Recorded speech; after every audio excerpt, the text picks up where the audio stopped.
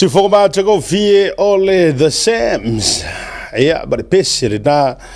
le la tu si dire malo se le du ma le fata waina o tina.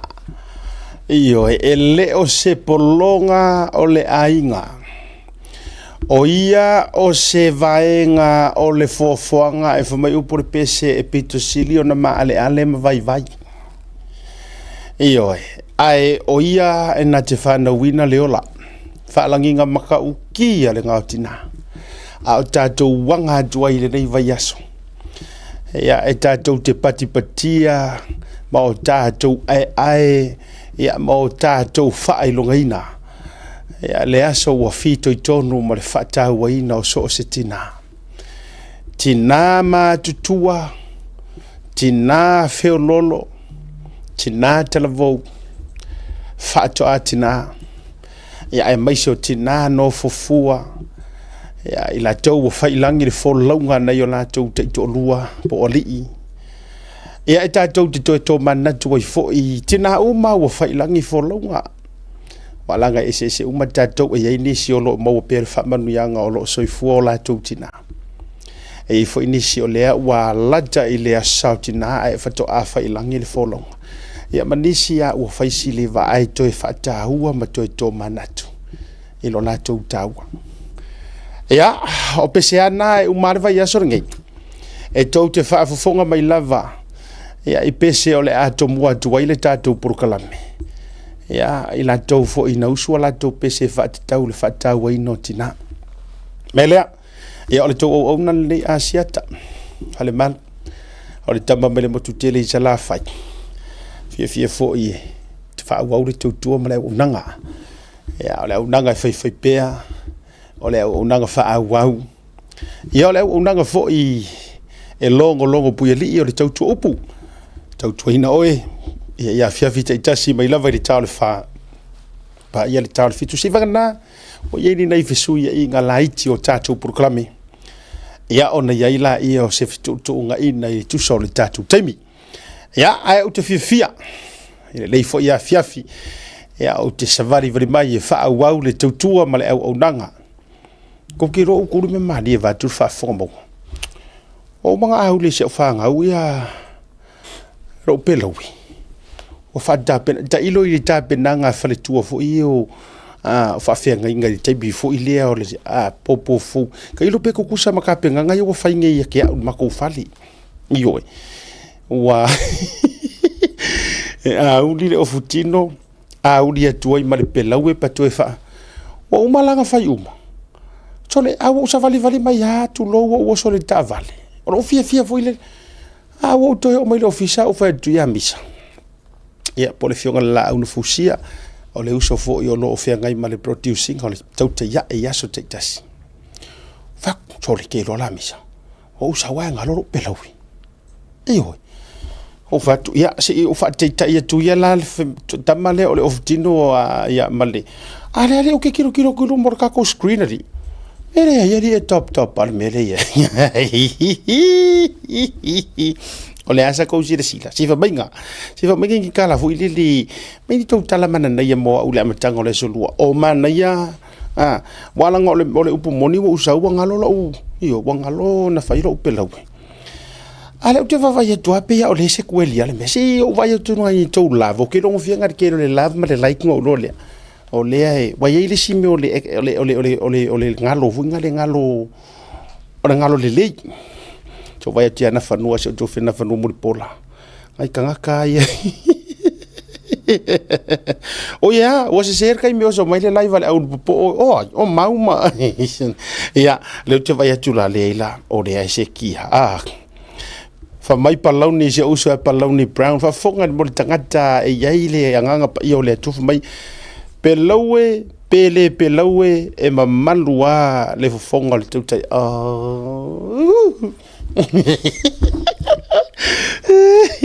Avec ai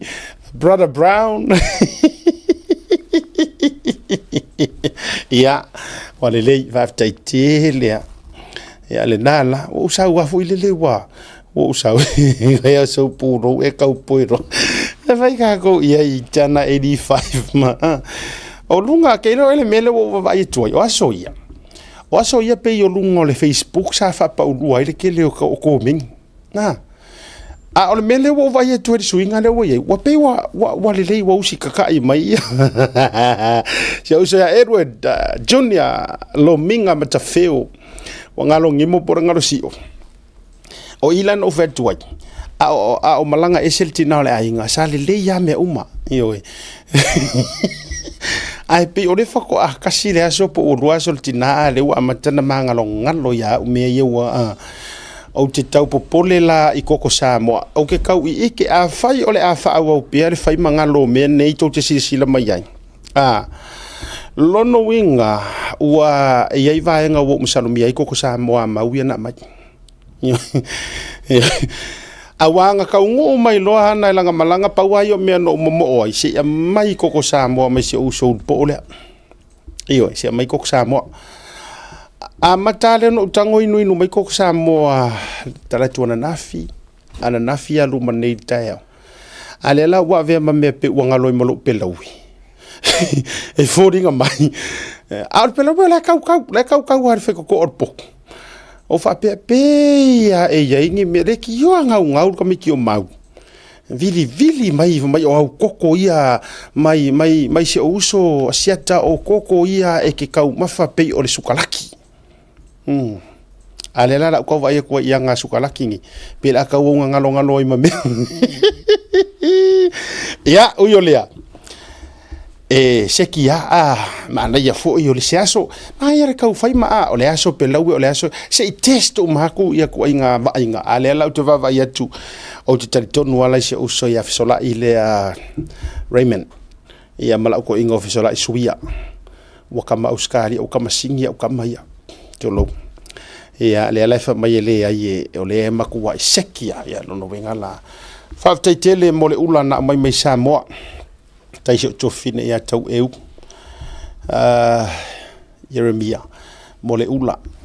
sa onga io tangata fu ile le pi a tau ngau tele ia ilisi tai mi wa ye sina me au mai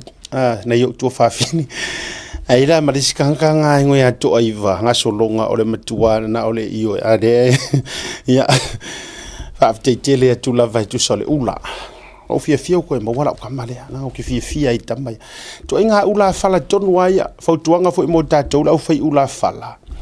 wala ngo te lo ula fala le pe ya se i o ko vai atu e o te masani tangata le ye free market kida and I love for you recommend it o tele fa tau mai sa ula and nana o fia le kamale o putu toe tight le mai the right size e isi kama fu ingale e ulaku ai kakala enga ke rope ko kia se fulu isi fala e o file vare fi o le afore ngor me se le loi wa matua na ua si le fia le wingo la utala ole mana ia la lea putu le lei ili ye se me foi le uma vai ku ngape o le siri mai o tu lo o tai ni fo bo ai va vo e mo isi si mai si fa. So thank you very much el tagata le na ia fa tawina ia o ina le ona ula ia ya malo le fa fai mele le ai o le sili nga ka ko o le fai o mele le ya awa fo ile mamalu lo tele le tno ya al va nga le fa to la utala o le kako Facebook ya so ia le au kako au ko mingi no Facebook ya so le kelo le au fau mo le au faitala fau fo ile to le ole YouTube sa seki au vai ko kele mai le au o tele mai le au fau no ya la ngai le tato wa ye masani tato e vanga e fo ya o tato te popole fo ya fa tai le au so fo ya mau malu pe matasila ha matala no men nei malu se mau matital no mai la tu se to pele la fa la wiloa o le Mother's Day ya wa fo special sel tato mo tonga ya la okay to ti fo fa mai ali tau fainga ala au so fo ya tato wa ya nga lu fa tasi ai o wona ngalo fa pitoa e mo fo ia watu ya isa u fa la wiloa ma fa la tele me se fo su my godfather ina tato sa marianga le leo lo o fe ngai ma le sponsor ingo le tato proclame ya so te tasi ia o le faamalo ma le faatalofa lea e momoli atu i luma o lau screen i lenei vaega o le afiafi po le ale devices lenai te faaogāina po o le telefoni po o le iPad po o le tablet po o le computer po o le TV po o le alava faatalofa atu asiata se taimi foʻi su mai godfather ia o lau faatalofa lava lea ia e fai lava masui o le tatou tautua ma le unaga le Blue TV ma le programe o le tautaiaʻe faamalo atu ma faafetai atu asolua lenei ioe ia o le gai kaimi foʻi ua kakoe masagi le mea o le selo le fusi o alaga e lē fou paua le mea ia o le toe faamasani i ai a o le mea ia e lē fou le olaga ia le mea lenei o le selo le fusi ua ia ma tulaga o le ofitino momoli lau faamalo ma lau faafetaitele na yuso foʻi sa maua mai ai nai koko sa moa ma nisi o loa i le tautou laulou atu o tausuafa o le koko le sau ia mau ia ma nisi o koko foʻi ai latou naga lelei mai ai ke faapefua le kaʻua akula e tele tagata naga lelei mai koko ona sau ma sio matuaiga ae o te fai atu auia o koko a le uso ia mau sole o le magaia ia o le kofo lelei o koko ia koko maka ia e vatu fo le fautuanga ia tatou ia tau te faia koko ia e fai lelei o vai ato post mai lunga e tele a foi o to tele post mai lunga e ris kai mingo ko fai me ka me chips wisi a uma me ese e o foi koko sa mo langa ile se tau te sira fia wa kele von e fai me le anga ngai kai e koko sa mo ai grupen koko kulo e o manga inga e grupen koko so le esa we mame fo yo fasila au me fo yo ka ngoa la e mau la ka se salu e la mo ku nga ka ke la mo nga ku le ia li o fasingu ki nga pengula au le ko ia o isi ai mau ai ma tu lo na tu fo e ke mi langa le o le te tal no atu ka ko uma ma ko e ke fo le si me ngora ma ai pi mai le le poko koko malu kama fo ilanga le pe ka ulia ia ko e pa u le pa u ko ka ngo e pa u la lo le parpala ia nga mau ko vale nga mau ko ko vai fa pe ngar feula nga o le se feula o le se pe feang wa se feula mai o le feula nga ai le tanga sa wanu ele nga tala ele o ese wala nga o pipi i ele pala mar idi o matua fa ai poi tu i ma fa wala to ia o le tu wala lo ma le va inga lautele fa mole fai i le faamaoni agatai o wanga ingalo ya kaku o mea uma e ke fai ai le mea lilo o vaenga ia e fia le atua e sila iai angor kala kusi pa ia ilo o mea uma ta ia o le atua o ia e le e fio i le mea lilo o kala ngar kusi e na te taui mai foi ma sila mai ia kako me fai le mea lilo o ela le ke fia fai au mea ioi fa ale fe kaui a me si tau mafa le utitara no atu tau mafa walanga ye le si fai a malona mautinoa o la tu ye mani nai me fo i ona ole ya fa mole a wange ingalo ia oi ai le i ngua makau samir kanga kale fai a le wa mai ye au product ya oloa e mua kakalo e fa manguia awange ngalo ya oi e mua ka kalo e fa pa ia fa manguia nge me angela wa e fa nge me e fa le ngai les kanga ai uma enga e ke vai ku nga ola so fu maro lo we fe wa ke vai fa penga fe o le ngai la o me le ngai o le vai ngara le ala ka mama yor fa nga o ngari ai vai manguia wala ki uma se i fa ai vai wo me ngar nga fa vai kai mi vai wo fa le la ko fa le mal la ko ka vale a o le nge ya e ke uku me pesto a mai fai me era e o fa manga ku ya we a wona ingalo le anga ele ava ku loa o me anga vai e kanga ka ava ku la ko ka kalo ma lay hands upon those things e fa fe nga ava ku e leila ku ia e ku ola ku li mai lunga ma fa pe ai fo le tua fa pa ia ma fa manguia ie nga faia nga o sia ngi me vai ai a fai la le va kur fa manguia ngai fa manguia ya o ele ngau sia me ia a o lau mele fai o makua e a mi ovale a mar fai ngau me ki kang fai ele ai la ele o sia tua e tu lo e pongi sala nga sila sila e ia le fa fia ngai a fa o le ngai ka kalo fa manguia a la sila fia ele tua ele ngau me e kau edi mai e ala kula me ngai ele ala kus fa manguia ala ku opposite ia al fa taua fai me le le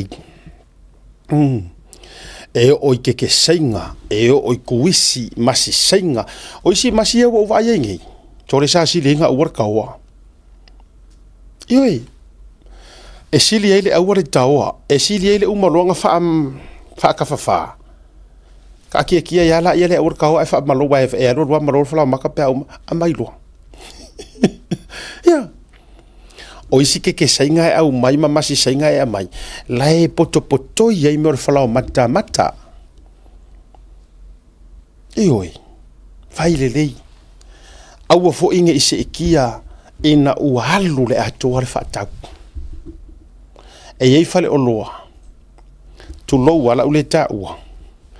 e ye fale o loa la uvakuale ingredients le a o le tau mafale e ia ile fale o loa fo ile le pe ye longa ke pua aka keinga e ka ulor ke pua wa ko loa ya le ala fa yak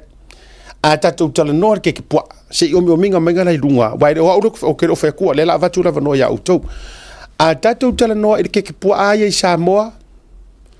ma ngi usila po Australia o ai se ngoa se o menga se o menga sa ngoa a tatu tala no ke pua o ai le fale o loa o le fale inga ke loa e pe ye la wa lunga ke pua a tatu tala no le kale Malia Lisa o ai le fale ainga e la walunga I vaenga le a tatou tala noa I le supo ia wa vai la ia le wo vai ku lunga Facebook wa fa mai yes lima ongo wa kau fai sau ma le kele yes absolutely o le ngofo ile ku ke me o le ngonga le lo mafofa a la ofisiti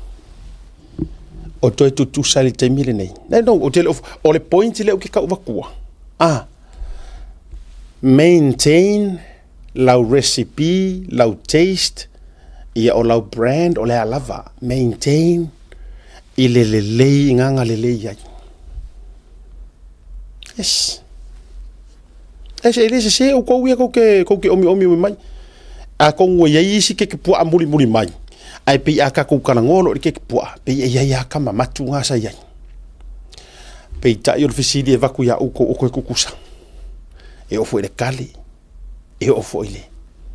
ele supo e o ile wa ia fale o lo o le winga la tate fa ya tu ia wa ese ange yaso fa penga fila ele ia se si tu fa ma ata tu tala no ala ile ek fuyong o tau te tala noa loa le ekfuyong o te le loa ya auto o au sunrise iyo ale uke karangoa aku many years ago I'm talking about 20 maybe 30 years ago le sunrise ngar go ingofong sia wo tai muli ana mafilo ai mafongo la e wa pe ya le sang fale inga in mala valili I think I fale lo oh I don't know po to fa la fong sunrise le ai o tai ko kia fa sanga I male filo I mausu ai o te fa tu lo tala pe ole kamba fo ila ngai pi ka ke la ava ve yao mai fo inga le nga kai mi o ka sa ula le makala kwa ma moe ek fuyong Coca-Cola o ka male fried rice ia ona o ma fona o tala no tu vanga ia o fa ka wor me no fa me le o li fa malo mal fa te tele a ta to yai ai le yes e kala ngolo I le kale pingaki o le pesta nga ia ka peka la kuisamo e fale inga fu ile pi ile i luongo kai sa mo pe kale ko ya lu ya te aru ka ai nga number 1 ya male no i lava iyo ya fa maloma fa talo fatu au fai pisi nisi umalai lungo tatou por kalame sa Maria ngalei e ye nisi o tatou fale inga. Welcome on board to ina dulunga le Rooters takeaway and barbecue le tatou address le na tatala mai le aso tofi aso raile aso to nai asa mo to nai na wailunga na Rooters takeaway and barbecue e ma fai fo ona la to fai catering fa tai sunga fa fenga e mai se fo I ole au finga benga malu tasilea tatou company le o to fa wow fo I fa sala la wailunga le tatou program le tau tai no focus se tell me now to white yeah le Rooters takeaway and barbecue lua fit with a great East Tamaki Road or Tara lua fit with a G East Tamaki Road malumera now to na tulunga ya telefo initial tato nisia unanga ba le afa solo fo le si tato taste la le utu ina mai Island Grinds yo o le fala ingale I America I St. George Utah ma I West Valley City store I Southwest Utah o te fai atu lau tala e moni maule fionga ya vui lau tala la fai atu o ke le I kofo I sesi fale inga e fai ale moa fala inga le moa e o foi lai meo pork bellies ma meo ribs meo to inga me ai ese ma le sosi le ngai fa nga la vainga so address na lautu na tulunga tasia tatu welcome on board lunga le sponsor inga le tauta yai tatu Island Grinds so ga Bishop Tiatia ya me se for tua ya ole to fa for Tiatia I Utah West Valley o tatu address na watu ina tulunga tala au yai ol ma e fa sila tu fo o le u open le vainga more franchise opportunities now open ke lo wa ma u godfather le la ma mo o ma yela Island Grinding ngi usila eyo ole pupu chickens le fala yela vainga le ma sosi le pa moa oka fa mai na u sa fa il sunga la u le mali to no fa ina le mala to o malanga mua le na o e ser malanga muri le no tulua sa fa ia tu tonu a lulo le ato le tau sa mingole e mari sosi ya fa te ia to le to fa o wina fa sala la nga ila to nei ole le si tato wa sponsors ole utoe welcome on board ole tato WT compensations lawyer Brisbane po Queensland ya sa ili se lawyer tulanga o me tau compensations tau wi oni fa lave tulanga o ni vaenga fu e o no mo wai fa manu yanga tulanga o le tulafono ya ma vaenga o mo fa pena a fai o oil na fa so tai sunga le loia matia ya ele tato address le na o tu ina tulunga se uma ia po se uma pe fa pia tu man numero tato telephone time ai e te mau fo ilunga le la to website fa filo ia tu ile sunga le loia matia me se foi ole to mai tai loia ya Landora Philly male la to fo ya onanga welcome back on board ya mo tatou Queensland pero fa yatu o tatou por kalame o le e globo worldwide se tatou amio e ko ngofo ko I mano fo to mali atou ai fa sala la watu wa o le mata u mama mai mo mai to tele o le lalo langi male atu lo ni temi ya tatou tu malolonga fo I mai ka ko I ya lo le kele o ka ko issues ya me so telo tatou update matala o toto mare se furu 2 miliona ngale o sau ale ko kongia e le mafai o ngasuia sala si ka vio lai ka vi le si tato ori tato faso ia e tūlanga o le tatou vaa foi le fotua Samoa whakoi foi kako whaasoa ia e maise po ani tupe maua o lo mawhai ona maua company vaa ia e maise ia o le tuina tu le vaa e whainga pa anga pu whatau inatu po le lisi inatu Stasio company tele tono Samoa kiri o ngai vaenga le tatou whasoa ia tau tito ia fe mai fo ia lo le tula fono ma tatou atu se ia sia ta penanga le palota avai maunga numero 5 fawalu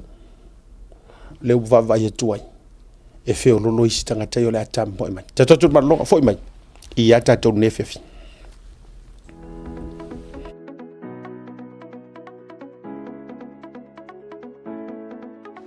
Hey, have you signed up with BlueNet yet? No? Well, let's fix that. Head over to www.bluenet.co.nz and hit Join Us today.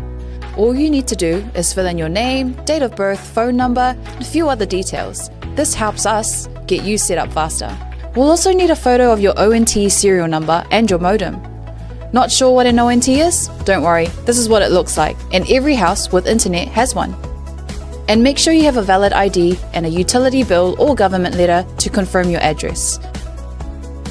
When you join BlueNet, you're not just getting fast, stable internet.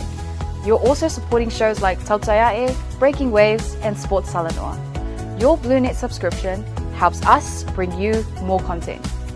If you sign up this month, you get $10 off your first 3 months. If you have any questions, call 0800 258 638. Join BlueNet today.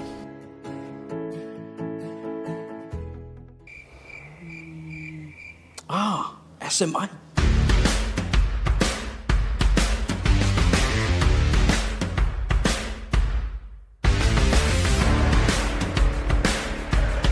Fia whaafole la no lo mota, a fio mai lo le SMI Hardware I funga le. Ua iai nei le mato au whainga luenga to mai whaapitoa, a wale sui ino so se vali, ina ia whetau I le lei malo manao. O mato vali, o lo awina mai atu numa mau, ma ua mautinoa le anangata, ma e umi foi ona au le iai lo mota.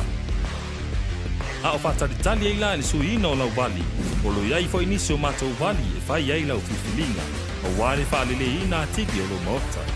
Mota atou o lo alalam papa au ia tunu I fafu, faso tai le afionga ia maiava Leslie Wolf, a wa o mwhai on tongi New Zealand, ai piki Samoa lau opa. E na o le filifili lava le lanu, ma tau te ngalulua I le suina, ona piki lea e lo ainga I Samoa.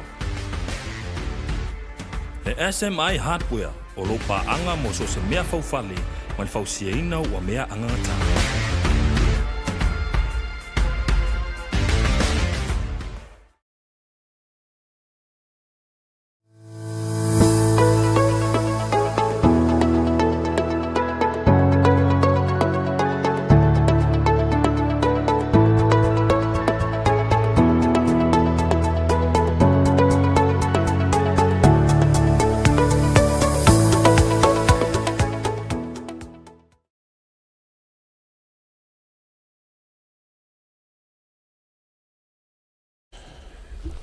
Taimura wati lea ua toe se furu ma le 2 minuti o re tā lea o le itula e 5 I le tautua whauau alau Blue TV ma le porokalame o le tautaiae I le nei vaenga o le afiafi whaatalo whatu ia I lau sunga I le whaitaulanga sili Kia ko. ia po le osi taulanga Ia, whakao foi lau sunga le. fiafi Lea o makua ma la o ko inga. Wa lo ko fonga o ko inga. to ina alo se fo mo ia e le yaso Le me uma fia fo usau ma ya ko fia wa. Se ho ia so ngaru sa wa aka mai. o ia sa fa no Ia se ke pika ki wa piki aka piki le fia aka. nei se ma vo ngola se la on total lo fai le mea o Ele ngima ko kana pa me o. o toato tala ye tu te limo ai nei uma o ke aka ya so ma ke o vo ia to Kaka o mau ia ma ka o fonga o kurisi ia ma kama elvisi ia ma kama manga kulele e fa si me ke mai po a mai o fa ko lai le o ke ia sia kara ko ia la ko fa mai e lo mai skemi pe ki aka ke fkanga aka hoi pe fa foringa la waka ole e se mafuanga tu tano fu ya ele yini to mea nga fu ile le la ufa sidia ya e se mafuanga le ina tu tano fu ila wa tau tu a ho me nga ke ka la ila me nga ke ka la ila o de fa lo tala ele ai ni tangata pito sili na feita tala sa ole le ya ole ke fiu fa ya ko ese amele ka lo mai fa mai ia o fa tu ya hana ya la se ro filo inga ma mau se ona fa tu sanga hoi ya fa mai o sole o mau ali e kausu e se fa ske buka ke ku ka ke fusi fo ile ya mau ku se faile la pa fa e lunga io fpi ke ai lunga a me la ofenga ta fa mai ele ono le umi ai piu fa ofenga ta ono le manava puka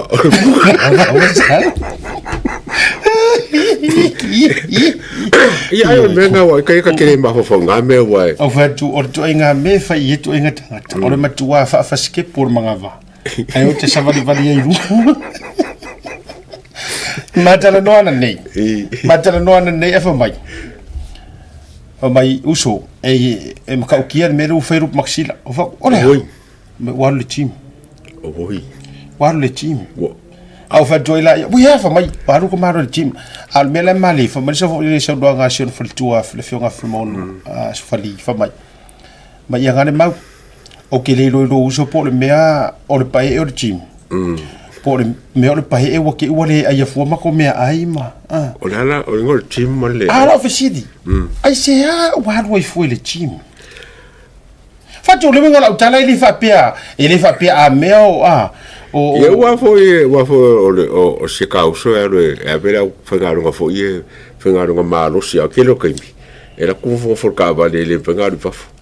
que salo lo lo ma fo a ko la vera fengaro la alu fa fo o la alu fa fo ba ai la fengaro tele wa pi tele me fo ie wo tau mo salo mie sila wa ave ke lo fa mo ngai la fengaro yeah ai la no ina la sili ro se fu la ngi fa fenkango se fa le usopea fenka wa fo skemi yo ngale o mamau o ngale o mau i fa fo ngo fo ko ka ba ya ai ke le fo fa ka kani ala fo mau ngo fo lo skoko po se me fa penga ye bo que salo me ngaro warin koling ta mala sia sa ola la e ki yo wa ye ku fo ngo mau pu fo ngo meta c'est l'emploi là où les Elvis on le pour life ala ka mo Elvis e mata tia le na o Elvis o to nga tanga ta fuile le o to ila ni fola au si lo nga sa ko nga le Elvis Godfather o matua mare marolosio fola au a fa pega ka voy la le kingo mo se fumaro ringa la in fola au pero ka uso ya pisipilo e kingo a ese ko anga in fola ya mare to foi la le mele o le polonga ile o se me mo fi se fola o peso filo ya falani filo mana o Brisbane e ese lo pai e fit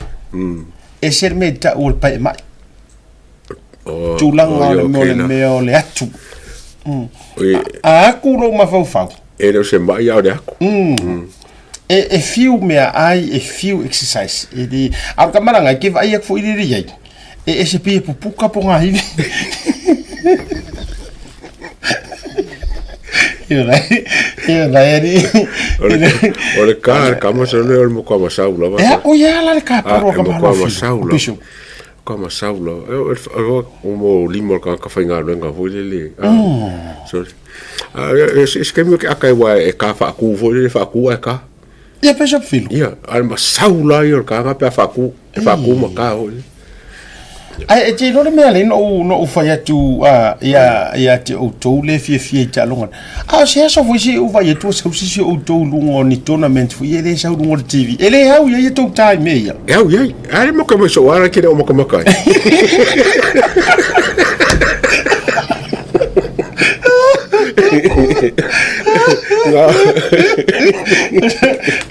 na u va ye tu pisa mai nei le uri ni la tuta o se aso fo isi taimi se ki kula o kiwi o fa mise competition fo ile le tu te ia yo no le tu langa wo tu matutua it's a retirement thing le ia o vai la cario crai ka wo ga se fo lo causa ela se fo lo causa ka mo kikiri ana uva yetu awa pen o fa la wiloso I think o America la towia o America yeri ko inga skaidinga pe etal ta matiti o kofe pe o se kalengi fu ile lumana ai pe ya kof ka ko wi wengi ya utopi it's a return yo we kile fe yo ai ke lo fo yo ai le lo kalo kwa le lo fa se kalo ai ana no fa tu e mo influence wonga le kile fa fe nga la kele Ngo ngale fa mo ila un mais. Leo ngale mapu ye. Mapu ye. E fa wo fa la un. Ngana fa ye. A vai lá tu fa fome tu carecia la ka por no viver.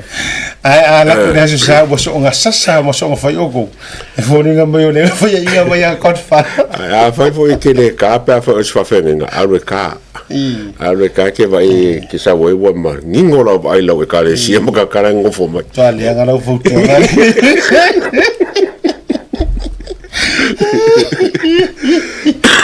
ya onai vai ka mali ya wala o talo ngole bo leva ne tawa na wa o ta fo ile te mina no la to ile karapule le ile water down ka wa ngaula wala wali ia o Masami. Yeah. O lo kama o foi. Tasi Masami. Iyo, ki sir fia sunga kas. De. E kala o le matua. Paura ro ka kang ufa ku wo ai he mai. Inga. Ai ke ro ai he mai. O malai ko me kinga le ipapu. Leila, e tele nga ko maroka e se malai o po no fsua e po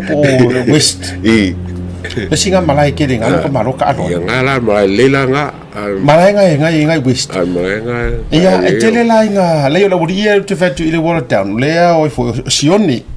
Sione malai wuri e tele la ina tawanda o ke la kusuka. A o fatu ile ai. O tele mana o te vave to ina o le o tele te tai. Ya yo le. Fatalo fatu mura uta poro malama. Yo ka foku i so ka polo. Tau vai nga o matala fo i tau te tali ai. O ka fa saule lu i Amerika ka nga polo. Lo nga i ngole ka ko be fa o ka polo. E tele o malanga intana polo e te malanga plu. A e fa foga mai anai. To sia ki le mafu anga ya lo ka fada o a fa le la ri tanga po to fa malo lo le malanga le ai vili le ka polo e va ku ya u yo le malo le o sai malo le fa to tu la fo o to fo le fia o ngai vai nga ka ki kari ai ya wa fo fa te mo to na ta tu fa si silanga ya fa mo le ya ma sia so fa na u le to ba ta to mo fa si silanga Tasi nei mata fale fou. Yeah. Le o tonu mai le tatou ofisa fa afte tele le fionga le te fono ia le au pepetele na i Bay Area. Ya, mas ka ko pakki mo ka fale fou i California. I Frisco maisi pitonu una ta o Bay Area. Ya, se i tu fo ngore tatou fa silanga le fa mo le a ole asianga le ole ato to ia fa mai ne o tailo loto pa ia mama malu Samoa. Mai le fale niusa o le tui manua se ia pa ia le fale te pa au le motu tele wao. Ai fa pito au ngafa se fa matalanga i sui uma o le ainga fast. O loo a fifio ma lala i tonu o le Bay Area e fa pia. Wa amata nei o na fa mau poposi o tatou matafale le nei tu o California. O lea e vala au atuai i le nganga ma le fa alo i le tatou ainga fast. O le a faia le tatou ruai ristala i le aso se furu ma le fitu o me i le hall ale ekalesia fa potuputonga a Yesu i San Francisco i le itu la e se furu i le taiao ta a i olo vaenga lea i tu la se furu le taiao o le aso se furu ma le fitu o melo no wingo le vaiaso i ona tua e mana o mialo state ID e fa tu muai lo form fa tasi ma lo passport foto ina ia tu fatasi malau form ina uma faso male atu fo peta fasisilanga le ma faso male fionga tete fono sai ni al tete fono male lau fionga tete fono ia le au pepetele ia fa pe fo il sui tete fono poni fasio mangalongo te oloa toloa mangalei male failo tusi o le tumaita ia sanita ni niva falili au ia ila lunga fasisilanga le tati pe fa mole lava first and foremost le atu congratulations ole ma fa soa ma le fionga tete fono nei le tau na ufso tai mai wow nga fo ile vaenga le wa ia iloa si le oka le sa more around the area io le area le nei wata o Bay Area ina lava ile sipito California ole fa si silanga la le mo o tou le la fa popoto na ma fa soa ai mo ila to uma mai tutuila manu mai tau fo ile mo America uma lava wa ile fa fasili to ina to na yota to uso a mo tutuila manu ai me se ila to wa io kukuila audiuli ma ila to au le fia join le fa supporters mo ka si sila le to o fasili la tu lai mai e fa tanga ma to ona faini ma to IDs fa mo mole e ui ona ele o yesi ava no mo te palotai I ata to I Samoa I sifo o le tali lala o tali ele te fono ma o le tali fo ile o laina au ina mai Samoa e le aise a faina e te member lava as a fast supporters io e tauli e taua e talia malenganga fa tailo no winga la o le tali fiele mo tato uso tutuila mo manua ia ele tusi e se o to we still need your support e tele au tangata ya o la au e ia i tantonga e ia yo to ainga tau ainga in laws me uma fapena o lo I poru sa vai manono ma apulima ai o le tatou lava ia le stala lea o le stala fa supporters e aloa ia walanga a fai malanga I Samoa to te atu le matou IDs to te o yuta pe amoso to te mi o yuta ya siri tatou ofisa au tu yuta I vaitele mo le taimi le nei fa ai loa ile fionga ke te fongo ma tatou vaenga o fa tu le tusa mo utasi Samoa o tou e mai le matafale lea ma le matafale lea so o le tala fia le na ma o fasi silanga lea mo o tou uma ina ile Bay Area le tau ia fa solo tatou fasi silanga la avatu manisi fasi silanga ia e diu le fai unga vai aso le nei e pe ila o le fasi silanga le nei e tu inantu mo Hawaii ia e mai siana I tatou matafale ia le fo mai are atu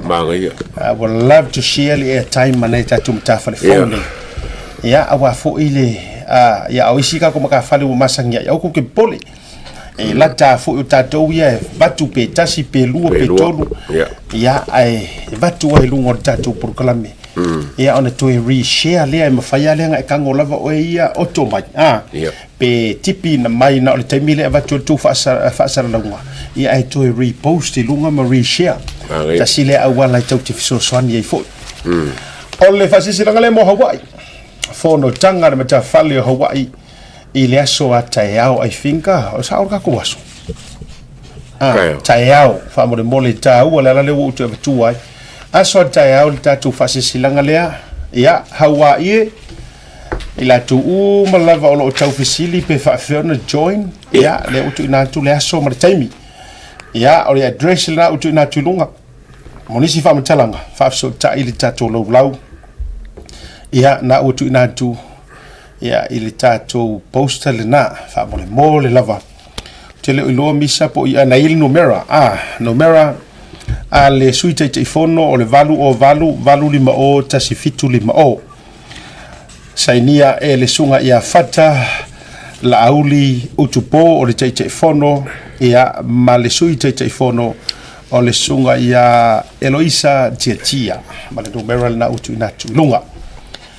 o le fasi silanga tu ina tu le tatou fasi silanga le mo yuta le sa afio mai le presidente le so nafi ia yuta le o tu ina tu lunga le tau posta le nei fa mo le mole utangi mai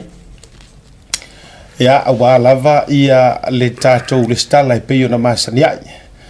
me te tau ona o mia mai mo lau le stala ID driver's license passport o se meo o vaenga ia tasi pule oi pe ave driver's license po lau ID po lau passport io e tu langa umana e ave li tatu fa moe ia ma tatu numero na utu na tu lumba ia e te fesilia ia ma fe sota ia ile fionga tai fono ia ma le lato lau Utah fam tailinga ia mesi fo ia ona mulo ulu ia o leota ai lato o malava o lo ai filo ile komiti na Utah ia o le sitato fa silanga lea ia ona ingalo o le tatu dina la lea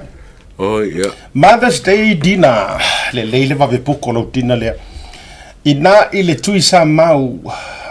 Manhattan na utu ina tulunga io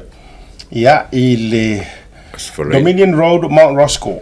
le venue le na Iva Fatasi Dominion Road Mount Roscoe ile aso Riley nei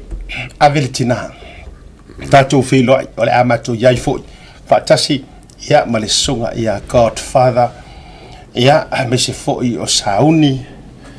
ia ave i ngakinga ia treat na limas fuluta la eat all you can plenty seafood faili live music by Tuisa Mau Band ia ole atatu tali fo ia wa ole wa mai fa moe ia o te fatu te ia ile afiafi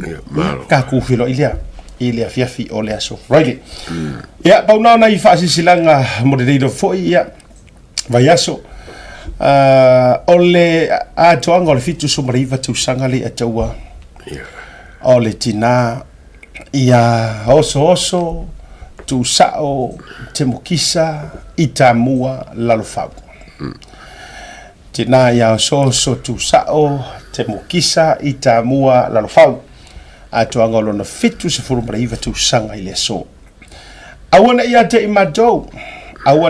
imatou yo vai ai tu inatu le vi inga ila wo fio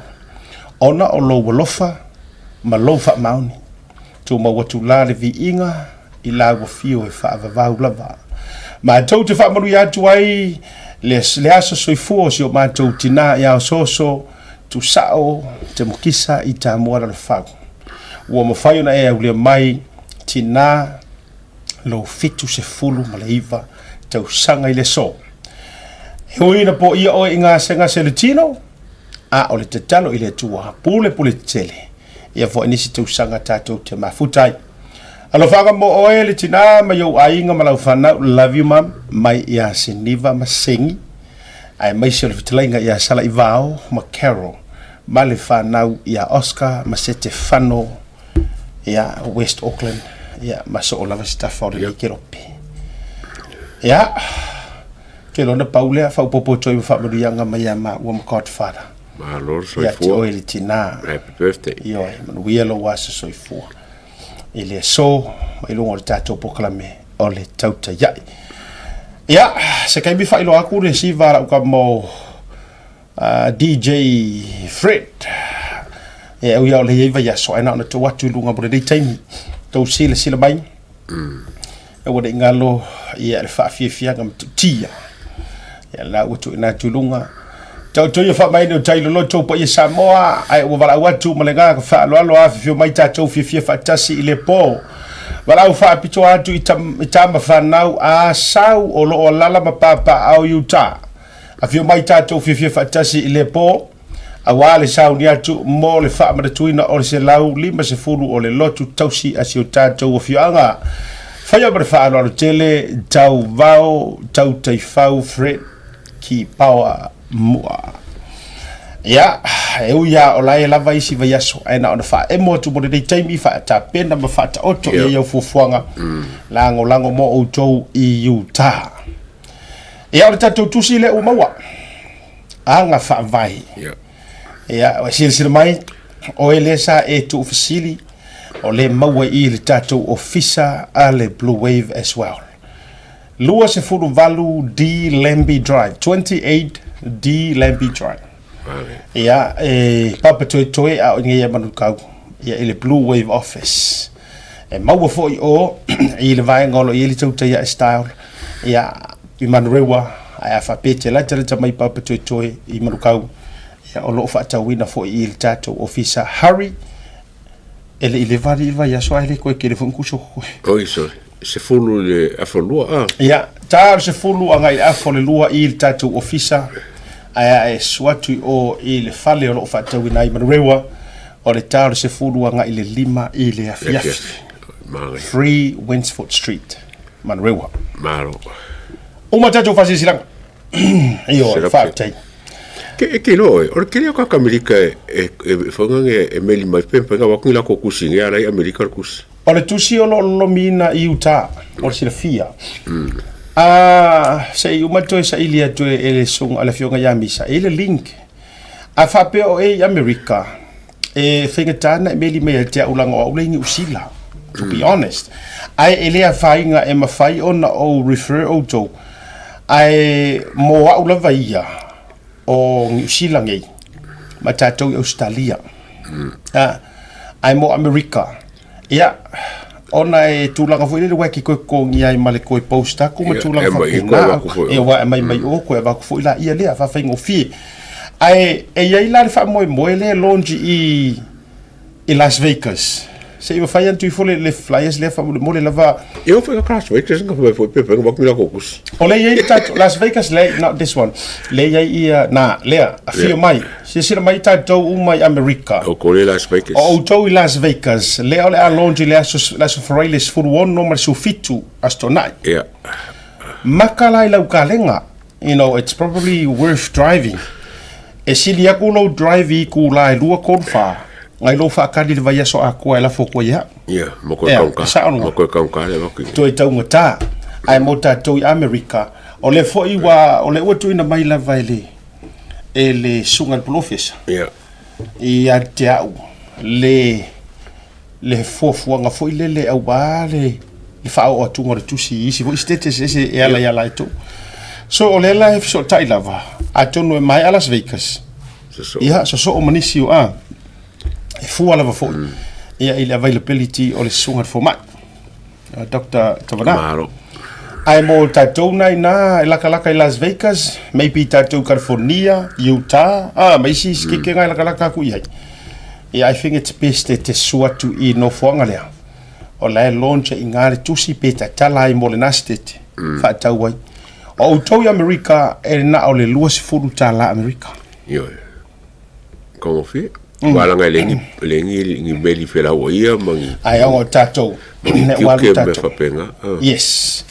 ai o le online la vai e te aru lai le link le na le BYU Provo o ila tau o lo faia le tusi ka ko Australia ia mo le taimi ia o le uti tau mfai lava e mfana e so tai mai pe a ko mo i fo le sita le tatu a del telefoni fo le masanja tuli meta mai live vo ia le tatu tu ia sta na eva tu ina ia nisi for information so la tu Australia ole atao i tatu so le mali e mere ku le mai le ya ko ia ile se furu 2 miliona le ke vai ko di poki mai el samo observa ai kala fole ar salasi ole asa wo so enga tu ngoma sa sil wala nga ole wo ta va ai tu ole a e tangi mai falling mai ole a me i el salasi i la lo fa potonga le ole a fo la usu yai Samoa something business le wo me i le la me i la lo ele to but ole tulanga le yai in order pe before I fail move le e ka kaunga kiria mo le sfuru 2 miliona le o ko sisira mai ai so ai pator sfuru 2 miliona le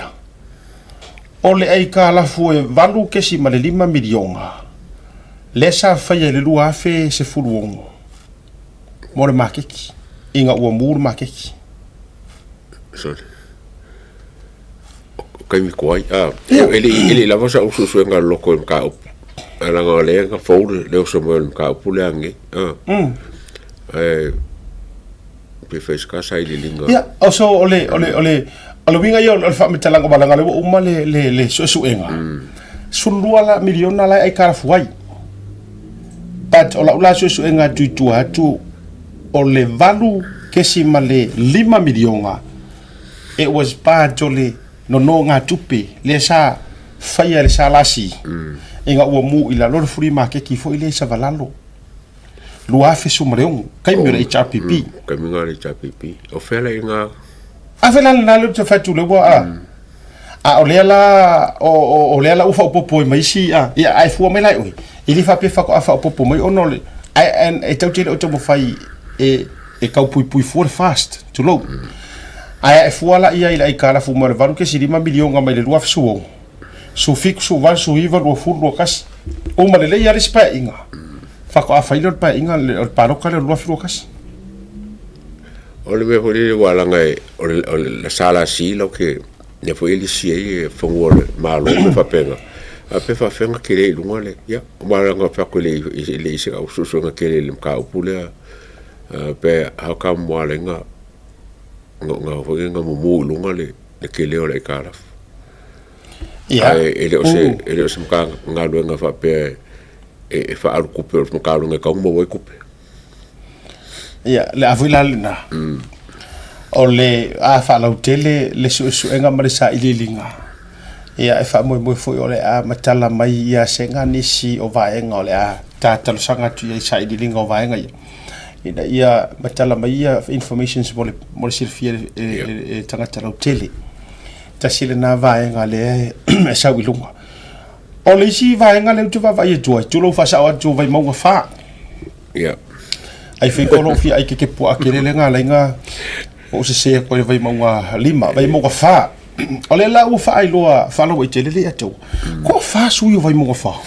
le la ka penga o mo fa lo le kumalo ko li mai la ile il kinga fo ia to no ko kele su so le fi ka mo le ia kele fa walo ia ke saro me mo kai mi aroi se mai nga se fa ko fa la inga ko fa le ese mai tina ka ko pau le alfa independent le HRPP between ka ko pau mo kia e like uma venga ka ngo fa la maki palo kalva ngai pese la ko lima ka ko pau ya pe lima le si fa lima le si pe ko lima le si elengi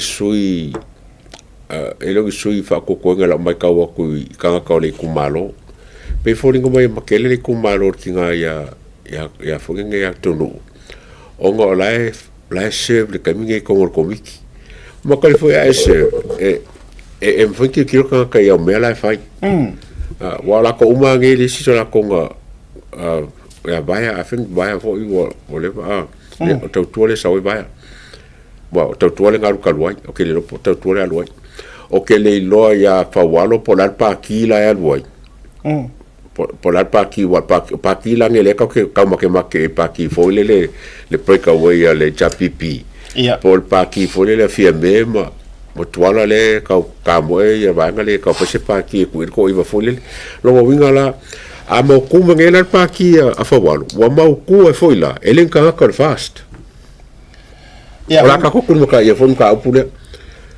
ka ko pau it's an old player le Simon Sky le HRPP ya salo la wa kele fo I palo ka ko pau ka loi a nga o ki la ya fawalo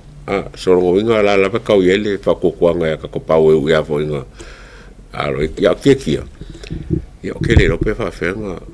o leila kele a kia o le ka pungi ole o parliament wa menga ku kile ka wa ngi menga fai ngi ka ngaka ya pa mele la highlight e ngalo uma ngalo ngale ki sa fa parliament wa ku kile lo wa ngalo ngalo fa lo kus ai la ngalo ngalo sitting ma ki kile ba ka o lo ka ngalo fa fo male ole ngi or paki ole fast molongi paki ole la sau kakala wala ngor fa mo ngor mele na o iai malongo iai o le ofisa ia ai fa mai o atu pe o fero lua ia e pe fero lua ia tupu fo ile le o falao le te so se fa kala la mi ia ngala la fero lua i tono official wale mau tonu po la me la fai ia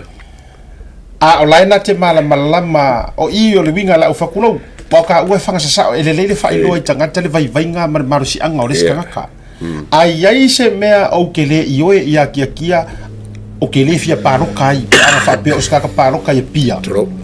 se vanga ngai ke aru ka waso o ke le fia paroka ska nga kai le fai mesao na no fa tu o tara le atawa na maua mai le fa metalanga na ioe o le asau e kakala le ina o te tarsanga i ai fia me male a wa uma fu ngari unga fa msingonga e aku i ai ka kai ngako e vakule ave i ko kongo le ofisa lai wo ka pe ngai sau according ilonga malama i kusi makula fongo mga iala e kaunga kala fa msinga o sorry le fa fongo ai wa ngofo fai i kanga ka okay o le la ora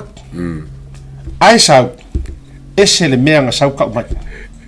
ai tau moma sau a mai e fua malongo wa longo nga la ku o mai keminga sau lo au mai maleo mau mai se i kau fa loko kele ai lena ai sa ko sui eser kala la expecta ko kangaka ai vai fela toi al fai mai e fia me ke mi nga fala u fia me ma ko nga fa ko e fia me kia this is your chance ke mi re ke o le kai mi le ngai langa o le wa vela ko al fa mai o fia me guarantee o ko fa wa fai me sao guarantee la ia o la ngorwenga ai vai ngofo ila le ko fa koi mo ka ko vai mo nga fa awura visi fa ku nga skanga ka ele fa ku ko inga ele mo me ka kapero ele yes that's it le o fa ilo aku le ngor ko pa ro kamana ya wuri ia awura mai mo fuor kai mi it doesn't matter pe nga e fa no kusu se fongo o la ska ko mem ka upia nga mo ka siar me manga kuai oe or pi o le kalanga or fa fongo le nga iro ka ko ngua inga ua ko e foi umai ko fai pule chulo we fo le fionga le fo fika lai ese mela ka ko ka fur pu ma la fo fika lai foma speaker la wa yanga ke kilo e ma fai ai oi lalo ngawa rest uma authorities ma powers ya oi o nga langa la ko faka apel par mengi wo ka kai ko la ko kumano ma susu inga kura fongo inga susu ya la wo yes ma kila yes ngala sa ma fai ya exercise singa lo power nga so awangi wa emoki ngoa or fa ko singa le la fai le la ku i fosco ingo ko le fo fa fis ele se ma ele la ku ko la fo mo se ki o nga ki kau kiri va ai nga kala ngoanga kau kiri nga o upua makala nga fi au mai au vaku a ka sa ye ki sa ya oi remember li at wala utala na fai atu na moli mau le tasio leo na tu i il farfongo ka yaulia i luma o ia nga asaine va ia luma farfongo o life apele leo o la ka kala farfongo ai fa longo ku nga o saule kol ile la ko wa le si leo awange o farfongo la loka wa uma fai unga loka ai fa mai le tala leo fa doina leo den kala yake o mai asiaka o ke fa lo ko fa pengi ko ngo ki wa ko farfongo life ko no fi mai le au official fongo au fa ngarwenga this is where that guy like Congo fa comes in malanga authority langa le melo fa ko ai le ko si le fia sa mo o ke le ko fa lenga ai a fa yaku ele o nganga ka fa pia ele o nganga ko paro ka nganga ka fa pia kuku fa mai leo e va ai kunga life ko no fi mai o fa ngarwenga fongo fe ko no fi mai ma pepa fa pia la wa fa ele le fa sanga fu le lo ka sawi it's lock or whatever mai la fe ko no fi mai o fa pi mai fa pengi ale kilo ke leo oh my good boy like who does that ale pepelo ale le mepe ko silinga leanga a fa fonga mai kama ainga le fionga ya kupua kama se sefi manga ngisi foi o ko inga kulou ka kupu sai lai sa fa i kulou a ma fa ka singa ngai ko ingai fa ale fa mai woloka ale fe ko rofi me ko ngula fonga le au fainga wenga le farfo ola lo kala ko ngula lo fa fainga wenga ala kuli mai kusa aiwa ke il vai mai mo ku kala le fa ko a ora mai ai roa le kusinga le kuunga i lungo meia wow a o ia le ki wa fa pe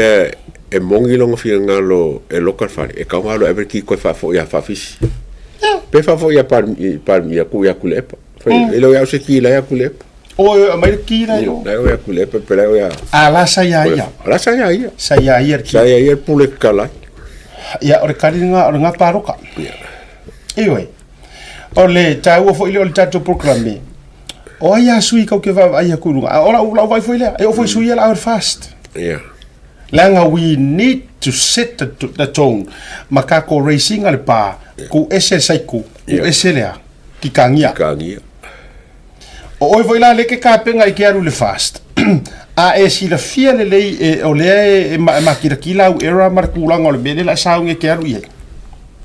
I think it's time for you to think twice yeah e ke ma fau po o le mea o le la e haru sao o lo wa lofa po o lo wa sao o le su engong ya mea le ngai ka kau fo yo nga makala la au le mari ko ke mi ngai le atawa pele o yai fo ingisi ko kongur ko no sfu po o ngisi le la aka fai kala wa kur ke mi ngai ma momoli aku keep an eye keep an eye anga ka ai o me le makala su el fa ma ongi lo sunga la au le mari ko marka ku ai ngor fa ko le ko samukas aua fo inga yo ka ko se kia ngi upu manga ngaya ali eto e mo moli aku pai mala fai mai au ki roanga wo ngar fa ko fala inga mai le ku ka ko vai mele kupungi wa manga o mia ngi kan kale lei kongol fa nga malo nyala ko lo ye la ko mai fa ko ma la ko fa lo alo ma la ngu ma le va ma fa maongi au nge ko kupu me o ka ko kinga ngi ka sanga ko ka roile se o me o fa e la ma ko ngo ngi ko ngo nga malo le la ka ki ko ka ka wa ma nge ke me ba mo o le mai ka ka si ka kilo ye le la wa ko le se manga ko ya ore tu langa ya ka to pau ai foi no resofa fa sa na vakula ula uia vaenga ia ngo follow through mai ia o fasala lau fo ilisi kam ilisi to know le ta o radio samo ve vela mai i le case le ile kai minga handle la ile minga skalia ia le tu langa tu inga siana CEO mangku or kaka kongwa le nga fua inga makua le anga mai le ngo skulo wa le sunga ya John Party ya Party John Party o ia le nga be fa kongwa John o ia kongwa le yo minska le anga yes ele maluai se CEO ele maluai ngisi think of himself manga o le mea e fa ngalong ko minska e mai mea ki nganga ilo ele fikau yes I feel love io ai como ai wala nge io ko kar ko winga fa pe mai fekaria ma kava oi ma ko mele le nga na fai el CEO ia o le usikai i lungo fa ko nga langa o CEO fa lungo i langa e li pokira ile mingiska ai uma inga ua madua pala lasi ko inga le fa vai ma ko inga se nga fa ia pali i ton te mala ai suru fanga kui ilanga mingiska nga mai er fa ko nga ma me uma ai uma ku o mai marco palmi o mai marco ia ofela me nga ia atu vo ina tati fa ia tu e wa ko se o le inga luenga ne ke mi a kongo ngo foi le inga luenga le la me ko su inga luenga ka mo fa pule samoai ele inka ku se fetu la utala langa ka ua ia le atawa e taua fo i o le tatou whaamani ina o lea upu ka ora kaukua. O le hale me ka ora kaukua. Ia samo. Wa upu aia leo mai la uri inga ifa mai. Se i mako se mai ko wha kukuanga se i mako woi. A mai ko pure se i mako mo ke kaukua. La me ka ora kaukua. A o pei e ngongo foi. Wai vai wa maka ka fai fare fo. Ele kaukua e kokongi ele kongi kaukua. Le nga ko. O me ka o whainga luenga. Nga. That's your job. O lau job le nga. Ele se kaukua mwhai. Ave esele upule ko ke ave esele upule ko ke o fa se e kangaka. Leanga a fai o lau kaukua, e ka kaulanga aru umaru pei. I ole. Aru le kumalo. Kumalo. Yes. Pe fa me fa kulepa. Ele se me fa kulepa, o me fa kulepa. Nga pei. Nga pei. Nga pei. Ele se me ko se kaukua. Al ke le yo pei. E ka kau, o le mele ka o lau kaukua. E ke faia se mea, e mangui ai le skangaka. Ai onga o lau nga lue, e kaui mai ele akua. O le kaukua, e kaui mai le langi ele faia o elo kaui. That's what you call kaukua. Service, o lau service fo ilele ofa fua. Kai mio, o faia, tala inga ma o lo fa au fo ele kalesia, Yesu Keriso. I fai fai ukala. E ia la so fa pikua e fai service. E fai me ka o kaukua. Ma fa fai ukala o mai le kongi. Le kongi, o le winga la le fa ko fa pena fo inisio telo o kalesia. E ngalang fa ya kulanga o kako, wa allo yele upule fo mai. Ko mai ala ko upule se waru ko ko le. E ka ko le anga ela ko le so fale fonga fale ru fonga fale ko ru ela ko ku elo fale. E ke ala ko le so pisingi si sa ka sa pero fale o longa ka si fa mana manga kakala. Ai uma e nga o supermarket. Ke ala ko ngar kasira ka vale le se rento ai uma e nga o ku lo rento. Faku. O fea la le kaukua le kou ke mika ia. Me lea Samoa. Awangi o kako koe se i kala kau wha se e lisko keli. Iai. Ave lau wha mua ma ave lau wha mua i ka ngaka i kou ke sira fia. E o sa awai whaidi mea ka ura kaukua. Ia, ole tūlanga lana nai le. Ia kakopau. Ia kakopau. Kako e se skasi a kakama le o whawalo. Ia, mantua le tate au ili lia tulava. Tau mo kakawalunga ma ia whawalo. Ole sunga ia vaya au tele... E familia fōringo vaya ia au tu lo au tele lo ia tele masa. O ke le ilo, ke le vaya. Nga paume o ke ilo. O ke ilo la kai kai on kwa le anga la wala kai kai. Oh. Da fo tau tua. Wafa ni kamo tau tua kanuai. O ke le lola po kanu tau tua. Awa ele kadia ina. O tau tua fo ina sa ia ka professor me sa. Le professor nga I file fai mau mau. Nga le professor nga. Le professor moko vinga. Ala ko foi ako. Ala ko foi ako nga kamo tau tua kanuai. Ya. Ele ke kai kadia nga kule pa ele kadia nga lauli ele kadia inga. E fo nga ele chapipi. So I'm pretty sure la ya lo kamo ele. Kaupu. Ya. O mo kwa fala nga inga ro pa ki ela kai ka. Ya, okay la, o vai ia ele tele sa matala ile tulo. Tatou alu ai mea sa. I don't know much about le fionga sunga ya vaya. Nothing. Awan mele la no atua a fai ona ta ile vaya e sili u to ma fofutas. E sili e ke le o paro ka ba fa independent no wanu la tatua. Vai vai fa forma. Ia se vanga na e tau yaini o tūlanga fo ile le pete li fa le HRPP. Tulo ka ko aru mesa sa ia.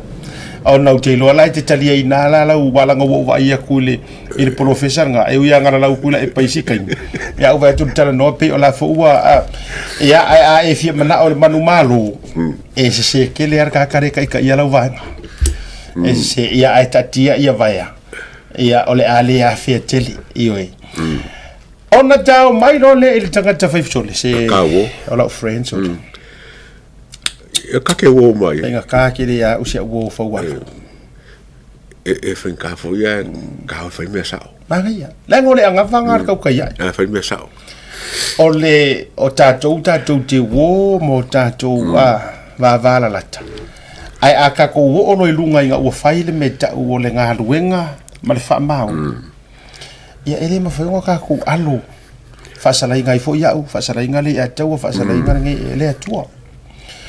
o fa walo ele ngalo ya te ul tala fa walo le officer tatu officer ko mo fa ka ngwa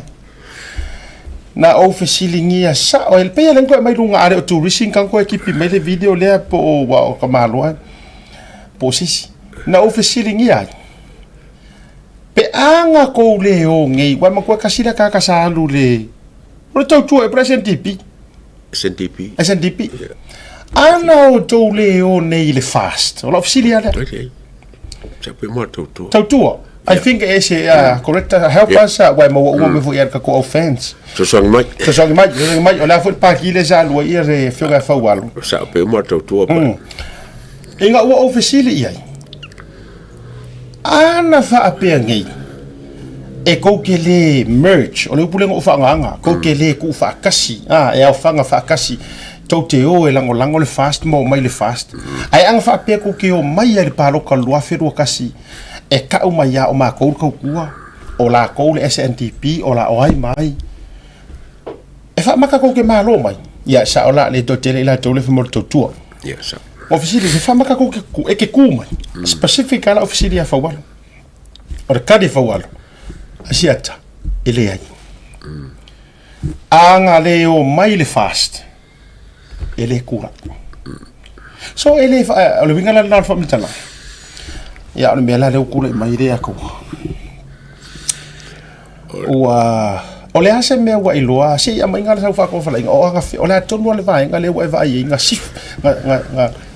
nga sui me nga fa walo ma sa wa ya o esele ape fo sa wa o le mea siringa le anga mala o ai kalunga kula i mai whawalo. O le whamai le sanga whe au i leo leo. Mangko fo, o le kofinga leo le mingiska, e li poki e komsinga leo leo. A whapela e li poki e komsinga leo leo, e whamai lang kala o ia le whaingo whaise mei leo leo le sanga whe au i leo leo. O i ngā leo mo makua le anga i lawar kai ngā whawalo. Wa ka ko ba melo ku pungen ba le fangelo kanga nga lelo ma fu mo ya ngai ya o ia ma fu anga wa e fai fo o ia al parmi wa li poki e parmi li poki kom singa ya ngai o ila le e mo kwa le anga la va ya fa. Can we label him as probably one of the worst? Probably the worst minister of police. Wala ole kai minga sa weti klea fala wa ikele ele ai sanga ia ile makanga ruenga o leo oi ka fiola e lo fa ko kuai o ia le ki o le mea a ko la leo o spread game mo kupo nga sale we nge ka ko fa nga malo i o i nga liki ko le ke lo le o le to o to le vai nga le a to no ta fa so o le me ka ki alo fa ngo ila nga ko le nga fa te no le ato ua ngofo walo ma vali le si picture ile atu o le si pou o le si pillars leo o fainga malu o leo o e moma kusa ole akare nga ngofo vati ua ngofo vali le aka ua ngofo ku unga ia ile ise e vai ma ngofo o le mingiska o famsingonga ai tau moma kusa wa ole olonga mafau konga nga wa no fotu uia o ia ole mingiska o famsingonga enga kerea ya inga le famsingo sili i vai nga fapenga kusa ole mea konga nga wo fo ia mingiska le maku wa inga ia ai ngalo ia ole makanga ruenga le mere fa ruenga ia ole ole komisinga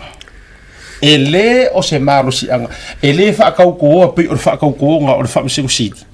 ele fa ka ko pe o fa ka ko nga o fo kalai ai mai se fo yo le pale mia le ko wai arms fo io fa ngaman le sa le ya wanga mai le lo ko lu nga sa ye la lo mo le ko sa ye la lo le sa ye la lo mo le a vai lo fa ko sa lo nga ma fa nga wa ko sa ko nga me nga man to mai aka ko pore sa inga vasaki matamua e me fa lang kali mai makamua kali nga e mafainga kari mai makamua ele pule au fai unga famsingo langa la sao ai oso mai le mingiska o leo kali mai ko inga kali o makua fefeke ya pipi longo kulo fa fonga o fa ya kulo langa o puyo ngana o fa feu ya vakio fa feu o vesere si o pule fai so ai maku fa feu o fa feu i longo Fait quoi elle fait que pipi, c'est le pipi. O foi mana tua usa o au paula ngasau foi le fa longo me fa ko le ko e kuli wa e mo fainga sa ke e makangru e le mingiska na le fa fa are wa la kur mingiska suia ya vari fa pe le ai ele ai ka kere levo la fa pe mai o pa pe ai ngaro fa pe le ka kere levo e ke mo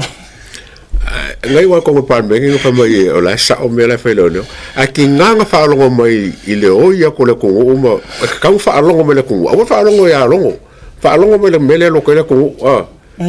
le fa ka ki fa le o e kasi le le ko a sa fa mai e le sa me fa fa ka ga lo o ile e feo la ya fa ngai fa wa a fa ila de so wa nga le ko o ka mai malo lo le ka ko sa mai le ko pa lo ka isis e isi o anko masianga fanga alla se ko akelo le o palo ka ke mango ko fela tala le lo firo tasi le tau bo sa ile ngi sa mo mango ka vili o mayo ka ainga se i fo palo ka ko su yo fast su e mai lo e lo anko le malanga fa alla ko ke lo le fa palo le ainga le ti lo pe mo se furu luon palo ta malanga fa ngau ko rua mo ma ko fo fa ngau fa mo fo va wala la de ka wo so fa nga va wala ki ka wa ku te lo la e fa mai lo ma si o anko ma siang fa ngau ia okay o ai la ma ko sui ke minga le wa ka su e su yo fast o ai la ma ko sui fa ka si ka wa ia ku po ai ko sui le la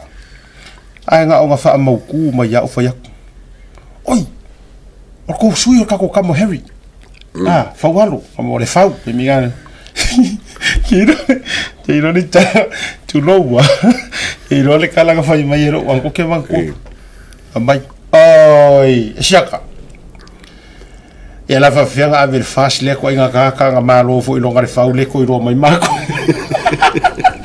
ora cara e te sira fiala oi ki nga le fia se wa ko ma sianga fanga ya ele le fia wasa aisa tu lo fo isa I ke mi mo ai ngo ka kalo sanga mali ela ngolang se ko le angar ko inga lo bo de no wo le wo sui ngo ngale inga ia ku de malo wo sui te lo la el mere wo ku nga ko sa o fo le mere ku de mai ko fe ka wi se anko wa ba ngi usila min papa ki wi fa wa mai wa ora mo ku bu como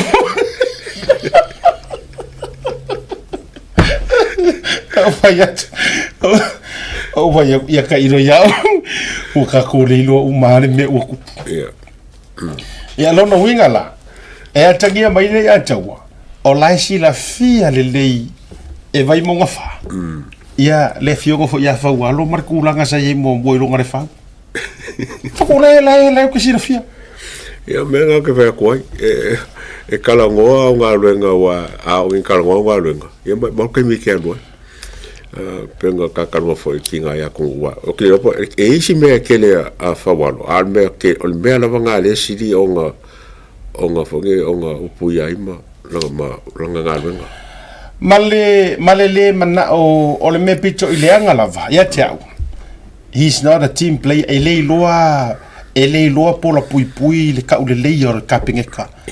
ma mingi ska te lo le si me numero tasi etia o longa ale winga o langa swimming o langa mingi ska lango e go through I mea nga go through wai o le mea piko I sili na nganga ofo e lo ko de kanka ele e fa piko fa ko ame o ka pungi fu o le hai well e sa le ya aka kilonga fo I la ko ba fa minska il melen kupunge ya la uli malbanga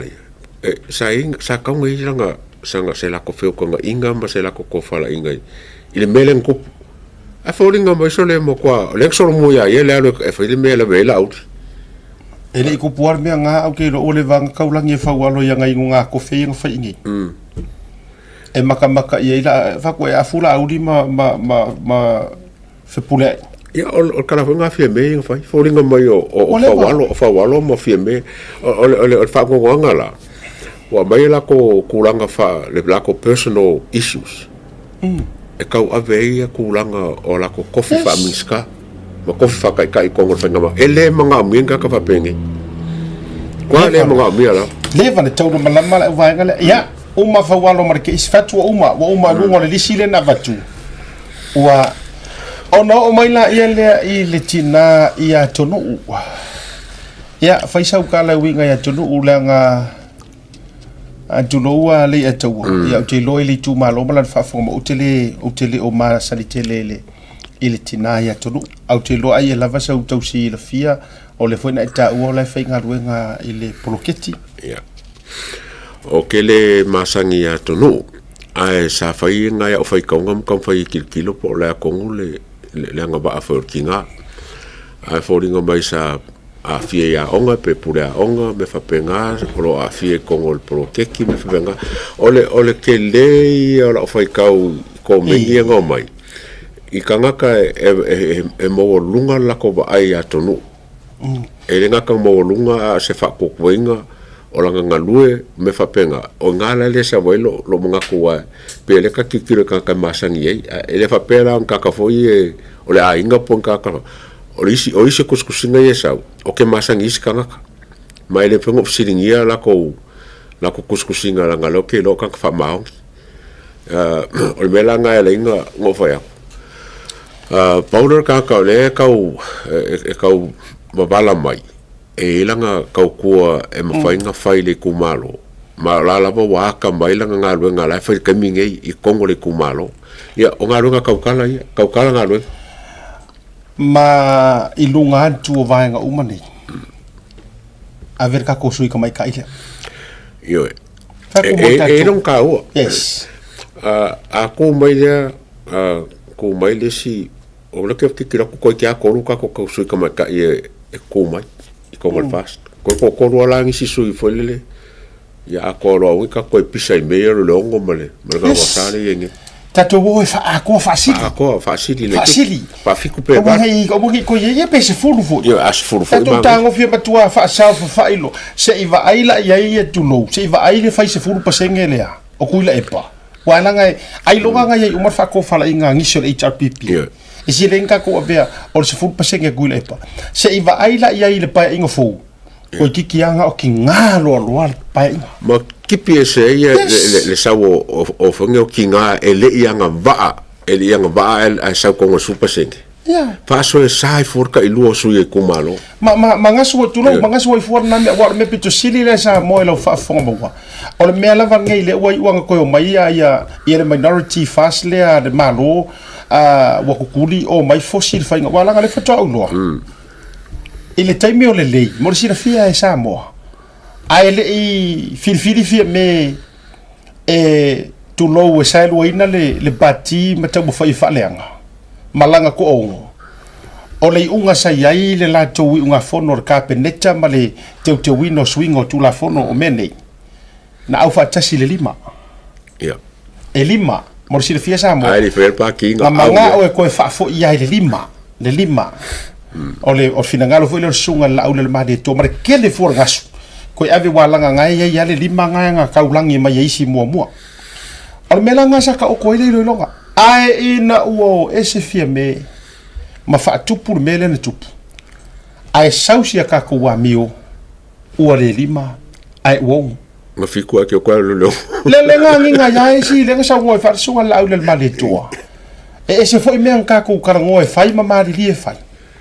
ese le mele o ko mai male ngumela wa kilisa sole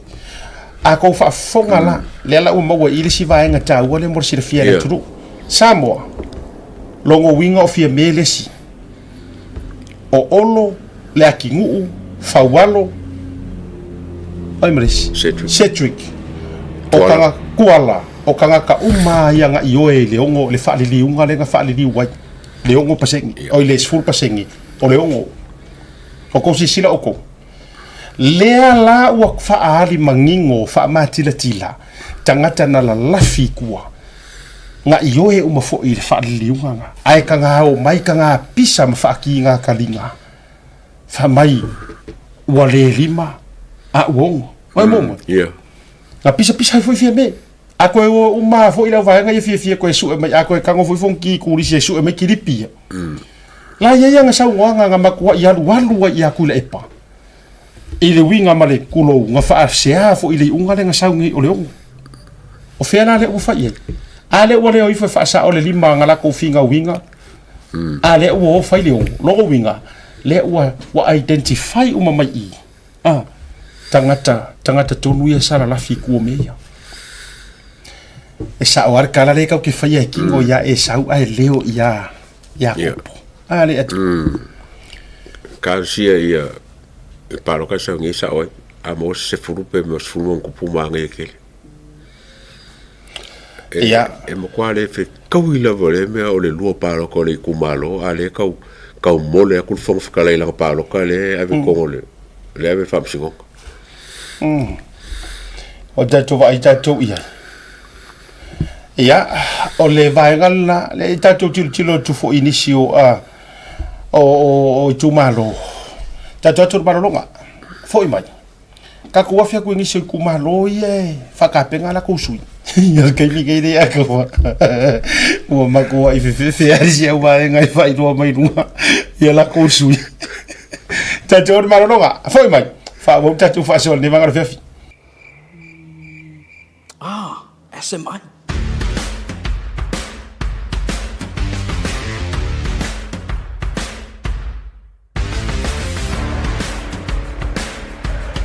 Fia whaafole na nolo mota, a fio mai lole SMI Hardware funga le. Ua iai nei le mato au whainga luenga to mai whaapitoa, a wale sui ino so se vali, ina ia whetau i le lei malo manao. O mato vali, o lo awina mai atu numa mau, ma ua mautinoa le anangata, ma e umi foi ona au le iai lo maota. A o whataritali ei la le sui ino lau vali, o lo iai foi nisi o mato vali e whai iai lau fifilinga, o wale whaalele ina atigi o lo maota. Mo tātou o lo alalam papa au ia tunu i whafu, whafso tai le fionga ia maiava Leslie Wolf, a wā o mwhai on tongi New Zealand, ai piki sa moa lau oka. E nao le filifili lava le lanu, mātou te ngalulua i le suina, o na piki lea e lo a inga i Samoa. Le SMI Hardware, o lo paanga mo so se mea faufale, ma le fausia ina ua mea angangata.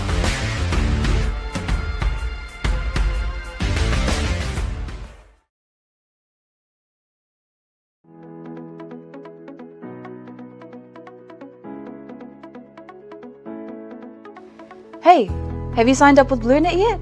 No? Well, let's fix that. Head over to www.bluenet.co.nz and hit Join Us today. All you need to do is fill in your name, date of birth, phone number, and a few other details. This helps us get you set up faster. We'll also need a photo of your ONT serial number and your modem.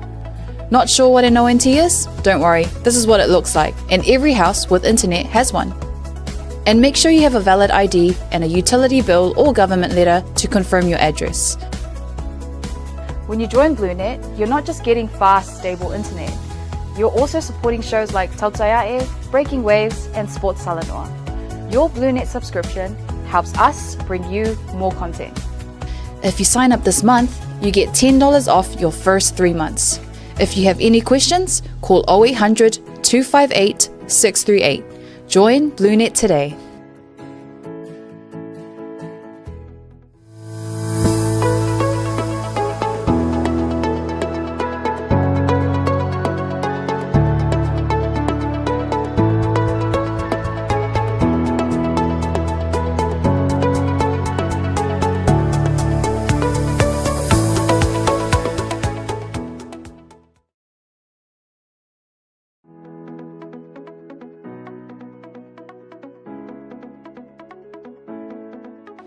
Hey, have you signed up with BlueNet yet? No? Well, let's fix that. Head over to www.bluenet.co.nz and hit Join Us today. All you need to do is fill in your name, date of birth, phone number, and a few other details. This helps us get you set up faster. We'll also need a photo of your ONT serial number and your modem. Not sure what an ONT is? Don't worry, this is what it looks like, and every house with internet has one. And make sure you have a valid ID and a utility bill or government letter to confirm your address. When you join BlueNet, you're not just getting fast, stable internet. You're also supporting shows like Tautaiae, Breaking Waves, and Sports Salanoa. Your BlueNet subscription helps us bring you more content. If you sign up this month, you get $10 off your first 3 months. If you have any questions, call 0800 258 638. Join BlueNet today. Taibule wajile ua join 5 minuti on jara le tu laiono. E le tau tua wha le Blue TV, le Pro Club le tau te ia e a o wha soa ai i tūlanga manino ma tūlanga le lei. e ao ona sile fia le tunu o fa tapena lo finga palota le atawa ele manga ia yor paloka auskadia so le nganga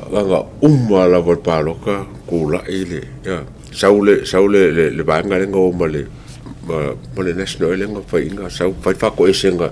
fa ko ese ilanga bempo sol paki wanga le mfia le mka yo fa ko ilo umor ka ilo ka ilo fa ko ese ilo sa o lo se al mea ka ko fa ngal sa o sa ki nga se ai sa o ale o langa o sa mo fa ko ese fu ole makwale via ko ilalo kwa musu azole ele ale ka ko ele fe ko ngai ku lo ka mau a inga fai ka wa fai o uma auskalia vai auskalia nga uma usila foi usila fa karofa eu fui a America fa malo ma disi ku vai de kele o kala kenge foi ile skenge o foi si kenge o Democrat tele foi for langa na fai fatu te ana ina wole manuia o malolo avela fa manuia ya Donald Trump ave fa manuia ya o tangata la ye ma fa fa ele ai masesi e ka mause ngamia ka mai o ka yo o le ka ke fia lau o le mela le te o foi o le ka ko ku ngu mara o ri ko ngu le chef o fia lau valia to le ai le yeri o me le ka ko ke va ye ko ri o le e liu kingo mai o le vai ai ki nga ba kula ingo sia fa mai fio ka ku o le mo mai sia o tapa I o tonga I le fio anga o fre ula fale ula foi o isanga merkas mo ya ona wo mana tua mai le vaenga le wole vana no ba le vana o mo ma tua o kele au fale ula le fusa tu ni se fa tanu e le tato fa usi o le la sa mo mai sina sia u e se tala fa le na tupu mai ai o le committee ale o lo tu mai tofi fai pule o avese la tu sa vali e fai lo ai stina wa pe o se suita mai ta ile tu sa wi kai menga fareula fast fareula ai o la komiki fai pule lo au ia lo au le tu le o le o malongo ia I si kama kai po si tu lo si fare tu po le tu si po ta mai taifo e awe ke haru o le o kasi ngu e kasi alo Mama awe ke haru o le o kasi ngu ia ko haru lo au ai o le fo ilana ta u mai e ye fo langa ala fionga fai pule ya lo au sa faia e uma lo langa pa inga ye uma e mo ma uma ya ko kera o fo ula fo me uma lo ya ale ale tu langa ye which tasile o le ke lenga faia mengi o fai pule o menga ka o la piki ai tatia ye la na o le vanga fai la piki a o le mele o le ofi nga wa ai la ta to le matanga le o fai tu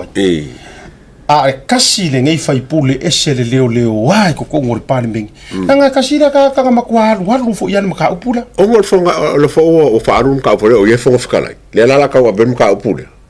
o fela nga fo fkala o le nga ke ka fia le ya ka ka mai kai mo le sila fia sa mo o le news nga le usa fo le ula a ko fa fo mai nga o ko biki fai siki nga le mo fo mai malolo oi o la o kasi ko e mo ile fautanga tu lo pa ia ta sile a kinga fast o malito ia o tinale to mo il fa manul fast ai o falo men ka pure o se kula fongo menga o le paloka pa vai la tato ile o le mele le makua I e o folo o loko ye ko inga kaka o le mele ngo folo o loko so le a o le fale fongo sa mo a wange I o ko se e kia pelo ye faingi a fi ngau mai ngai le ku ngai. This is why wo fa ku ra ukala. Yeah. Walu esele a o lo fa o le tu o male HPP. O ko o ma ye le tu lo wale la fe tu lo tala le. Whether peko ke le fie ya kia it doesn't matter. A fai o se me walia inga ele ku. Ele ai ma sesi o ko we se ma rusi po se poko ko fa ku. E sa lo kana le to. Sa le. O le mea wakia inga ele ku. So le, who are you e ke koe kamufai e koe whaora? O furi kua I ai. Ai ni whakafunga ingo. so ko ma makumola fa ka fu kai kele ngai sau kus pa ia inga o furi kua ia ile kua o nga o fa sau sili fa ma walunga ma me uma they faced the biggest defeated e fiu e koe kau fai no o lai ei fai fi au lai ko kongo ole pakia i tapipi o lai ai e ei ro ka kongo mau kukure ya tau a la ngonga ka ngaka ngei le fa soa mala ko realizinga o le akua o pa ue i tapipi they will jump out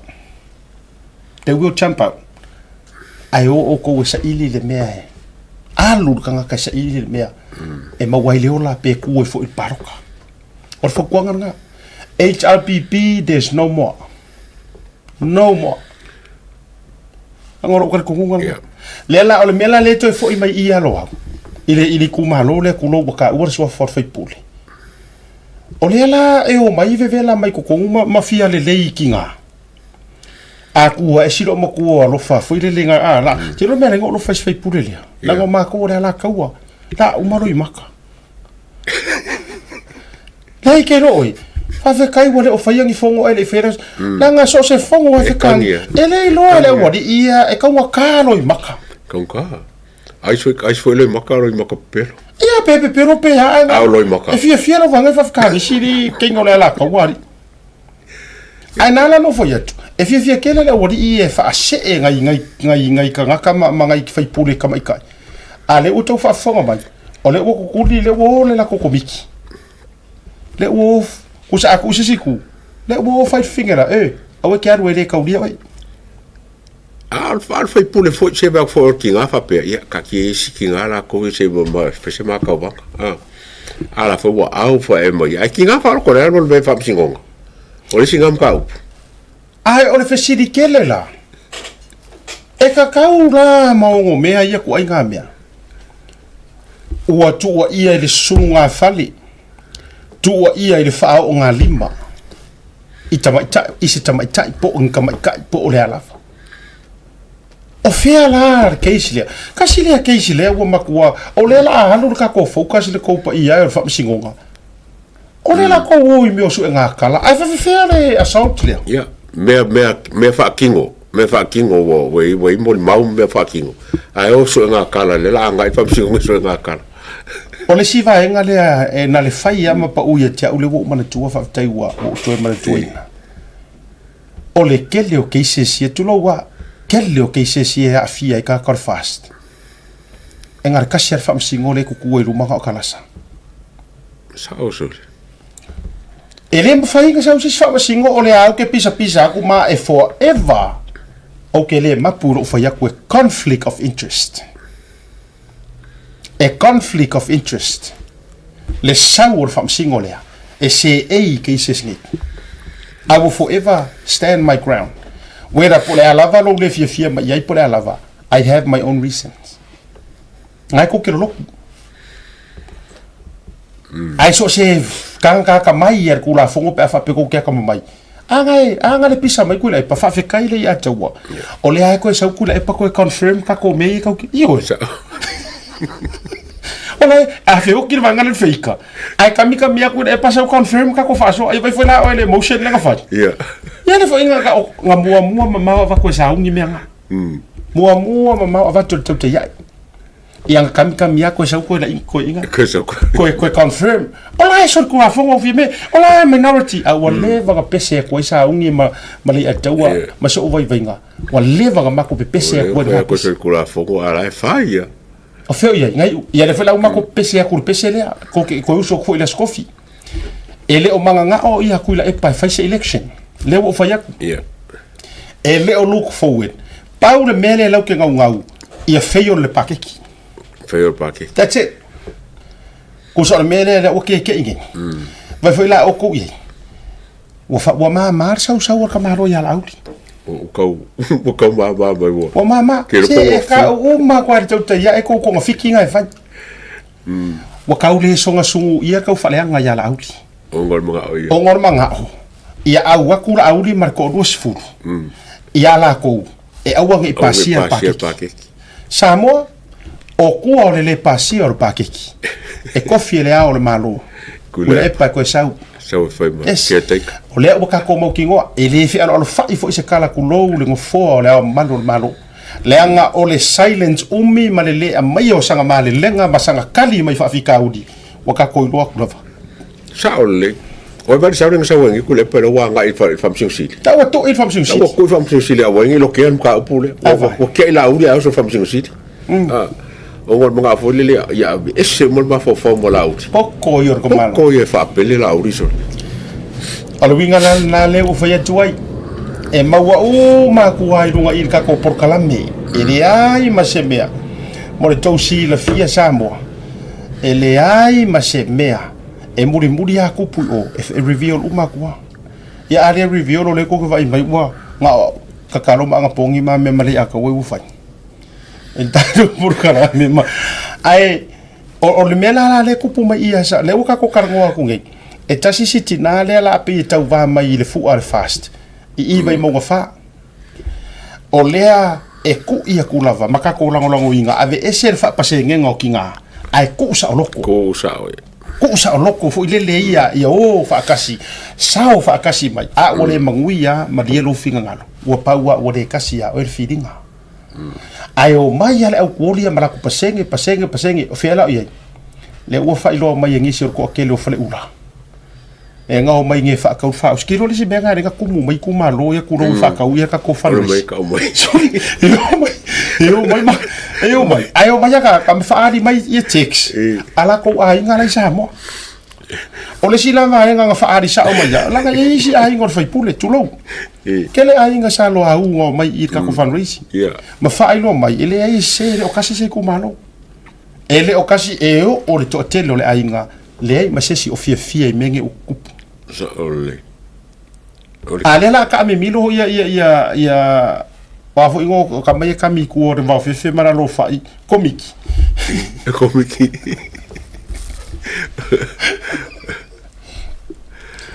pa si la tu mere o tu le sa ole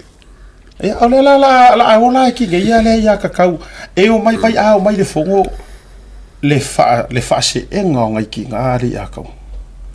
o ko o ama ko pai o la uli ale mere ko re mai ale o ro ko kuri ko miki o ngi yapsis singa sui kinga pe fa pe e ka mo nga ka singa sui kinga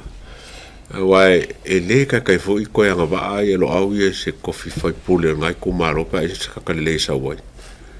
e kele fo i nga me le nga fai a ku rai mai e kai mi ngaro e ku pe kere kong yem ku rai mo se minska angi me le sa fai o me nga fai e kere fai pule nge minska ngi o me nga fai kam kiki ku sa pele minska fai kam kiki ngara ko fai ele ya le na o mo jo le fale ula ta jalo ina ia ile tofa fe tu na pa ia le fioanga ya ili ta wo o fa langi nga la nga ata tu tra do le moto fonga au lu le moto le mali to iyo ya ili tau su la falo ie pe aka ku karango le mo ko fonga a mali ko fa ka kala fonga ya o ko fa ku iyo o ko fa ka mali kausi pui fo ia tangata fo le mali ko e lau pa mo freko ia o nga ki u ko le fa ko fa la inga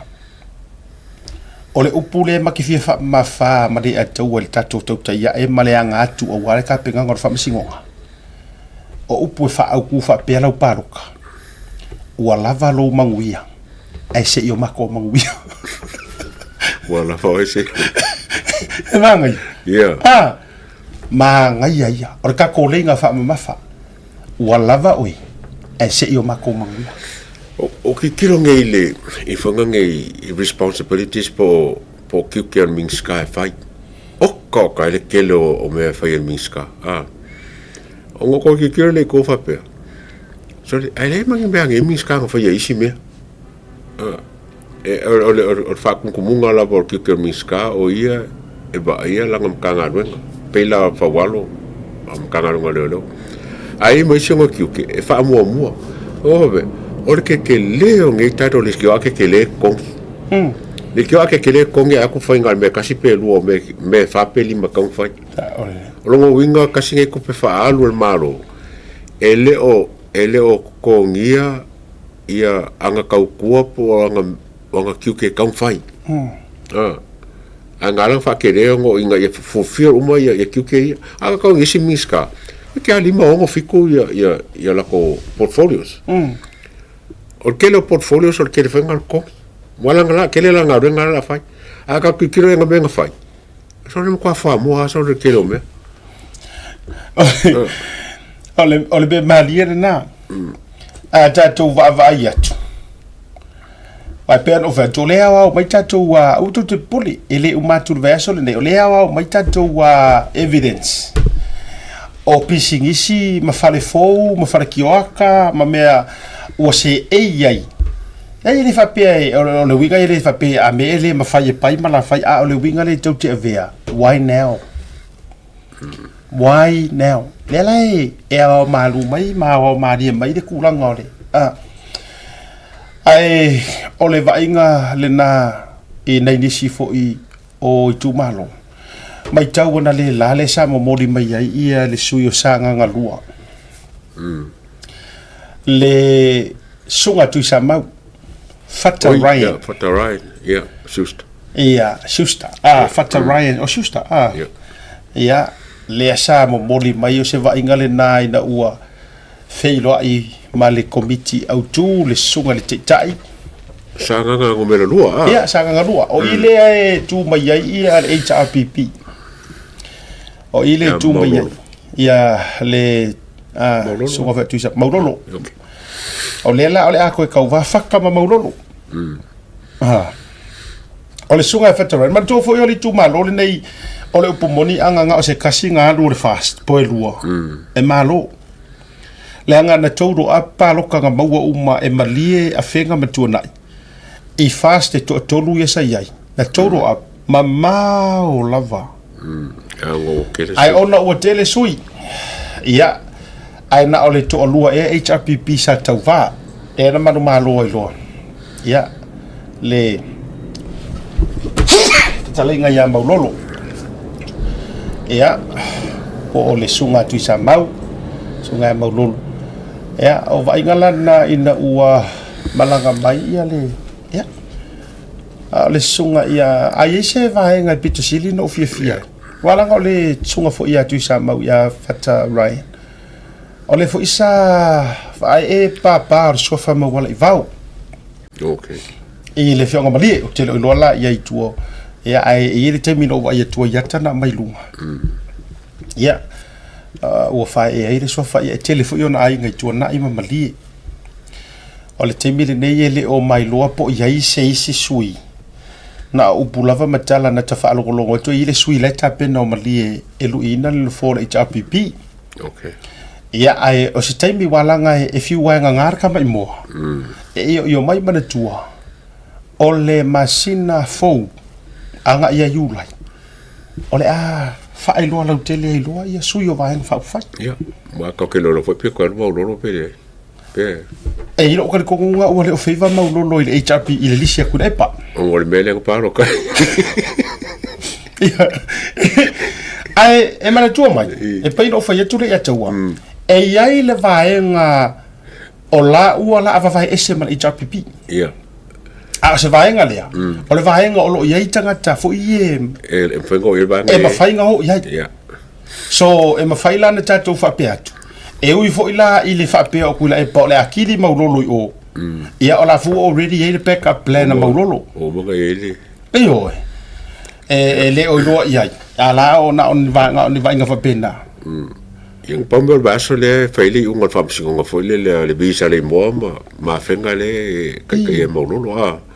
il kwa oi o tele mo waso na o tonga mai le tolo lo po ona na fia ia la wo kwa kula so lu baso le faili fai unga famsingo e mai le fai unga famsingo wale nga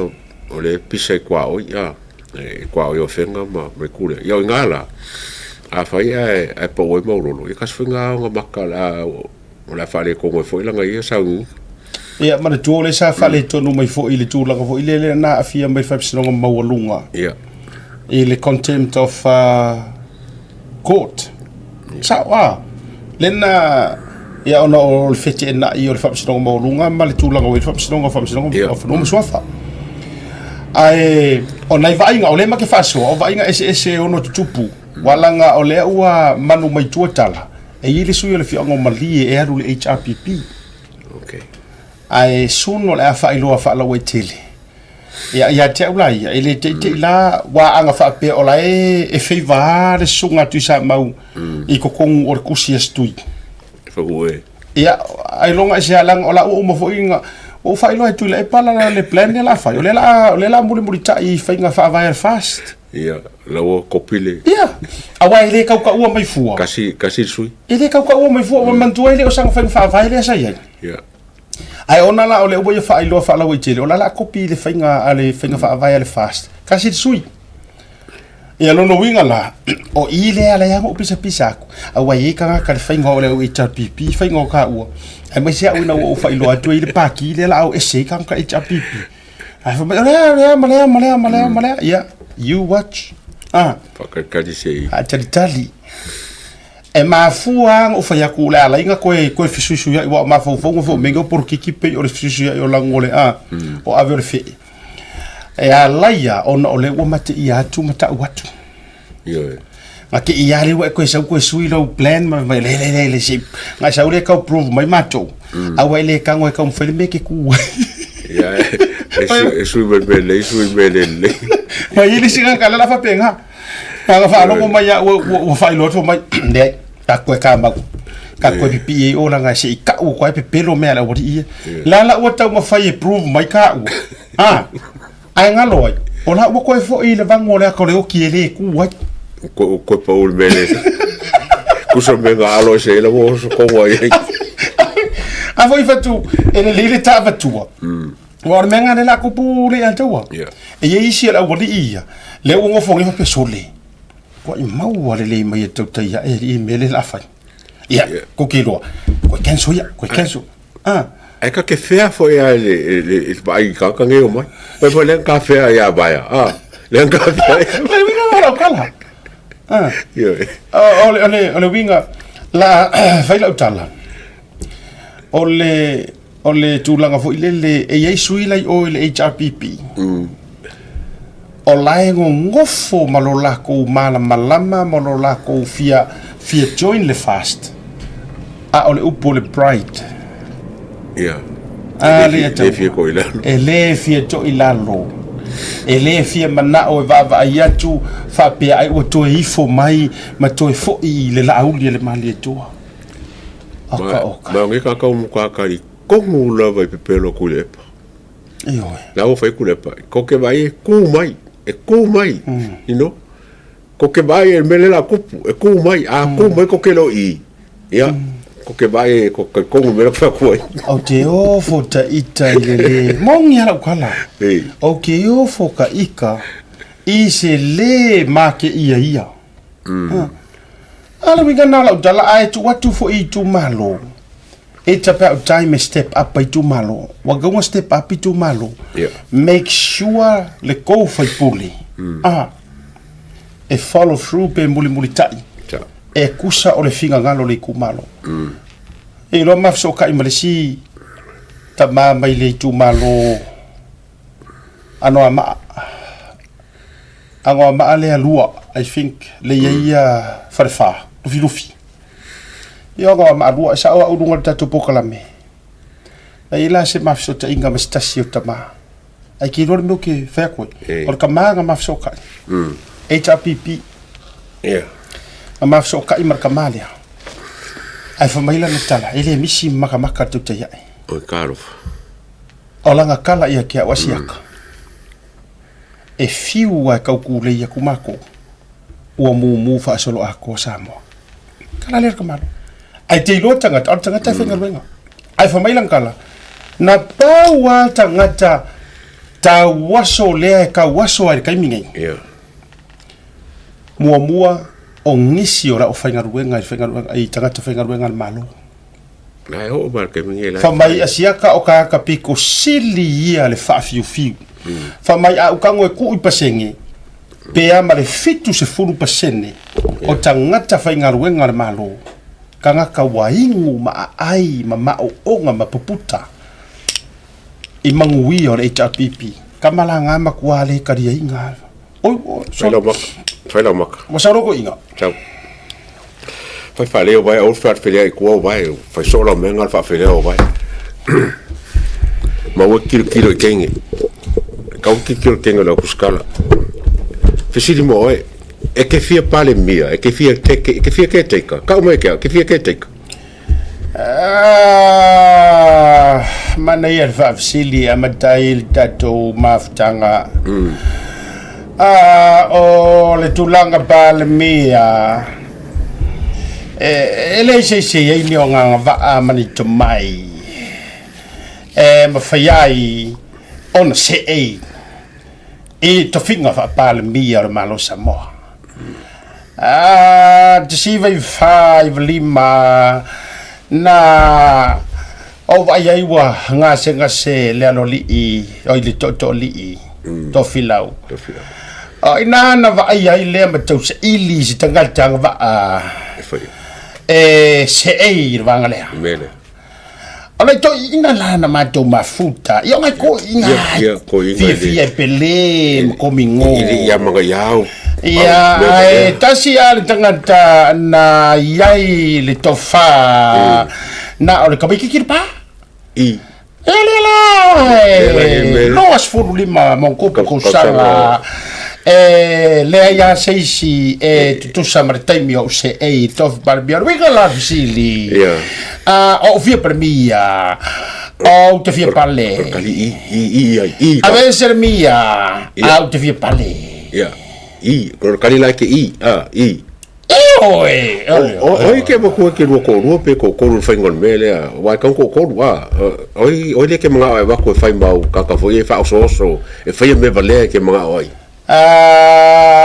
Ole tulanga la veia a fa bene au que no le pasi po le coupe ele pasi talo tope ole tula fono e tau na lua se fulu mauna tupu I tula ua tofi lo sofa fa kai kipi lua sofa I tula ona tofi lea e lana vionga I lea malo le vionga tama ainga tu I male fanno vale to solo vi le ao o le ai ma foi o ele causa se le palmia oila e sawa lo to tonu ma vaenga lea la au te vai ai ona topu melea talu le tamba fai fi me ona sora out menei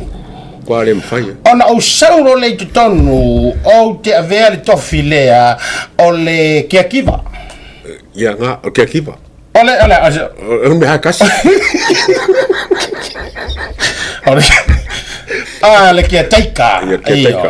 o tangata la ia o te mana o ia o tafa na o kamaia ye lo fa mo nga limongi la o popo le so ye supervisor nga ole matanga wenga o te mana ave iai ave na te to va ia matanga wenga le o tele upo matanga matanga wenga le kula ye o manatu le ia se ye sona nga va e me fa lilo na ole la upo mo poco me awe o yela leo le avero fatu tuanga atoa I le official leo o la so ai ki o fai ala uli e fai inga au me la uli mele ke mo ba ko so o le fonfkalai o le fonga famsing city o so o la so ai ki o fai inga ia wangi pasir sa or mate ala uli falongo mai mele o fai kwai follow mai mele o fai kwai awa asa or mate ala uli o ia se o oi palmia sui palmia sui palmia okay e fai se mato malilienga e meta o le Hamo. Oi, Harmony agreement. Harmony. E fai se malilienga no vatu le lauli e le anga vaalo au le speaker. Paulo ufa moenga na yai au tu lai mai fo i le HRBP nga or kamale. Yai. Lauli nga lauli ai. Ole vaenga la le amato watu nei ai mato te umamalauli mala usfuru malvalu mala na lua se fulu mala na lua tasi wala nga le wa wali fo me falo mavenga wa wale to minister. Ava pela lango mai le mele wa fai tuai. Ona tofilo le wa utpalmia. Soi palmia la wofo. Ai saula auli e fonftalai. Ala la me fer ko ngola fie me wa kingi umala o. La me fer ko ngola. Ora taimi mo out se e tonu tudi. Out. Ale ma faina fire fonftalai ot fire. Kule fo fie me. Ole si o falanginga o le puller mota. Puller moka. Pa fea po vie pisa mai. La mo fa fasi po vie ji ai.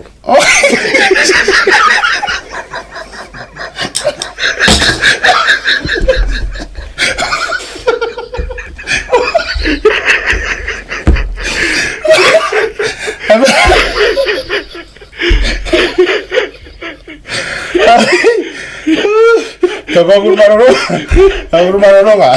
se que eu me secari o po e agora eu não agora e po e vesi di me e po não é para olhar minha família com agora pisai agora é verdade não fa olha pisa cara foi cor com inga serva fa que a ride cara foi cor Joli o eu po que vai com qua ica com o po não foi a qual povo isso aí como avaria com arma ai cara o meu faço povo lá pepe que povo lá fala lá o povo capaz ala bale fora de vou faço povo sele a John Manaloga foi mai a minha foi perca com lá e um arcuri é vai com inga era com isso foi você e era guaia vai de me pe foi John Manaloga.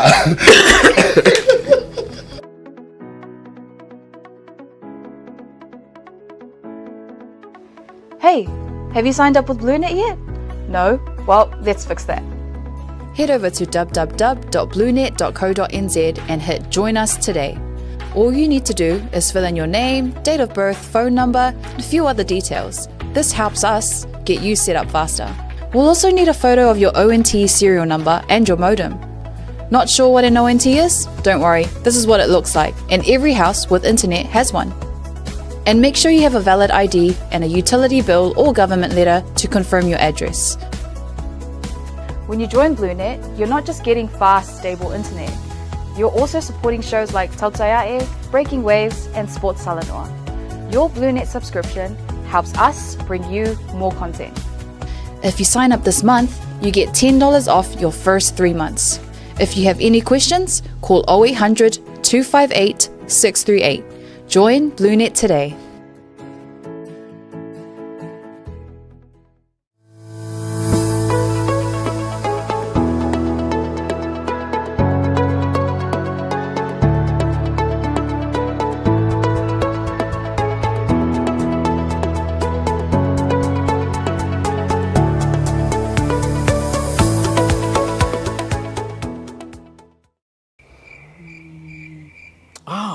SMI.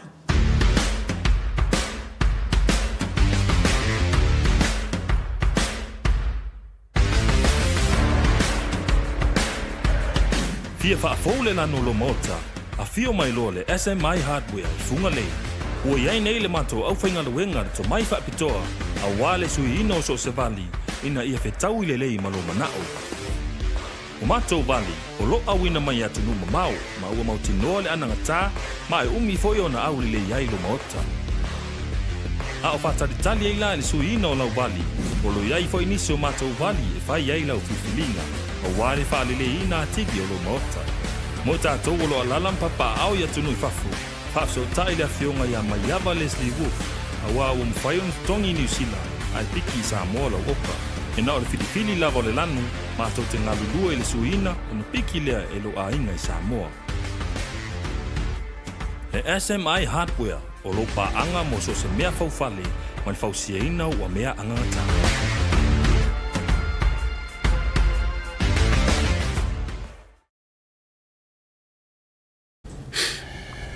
O afatonu le July ono ni programa de episode que foi a corio o eri so de mal ko fa sko inga so le loa ko mal makaso tonginga ko inga makaso ya foi bangalo fa que mo wala message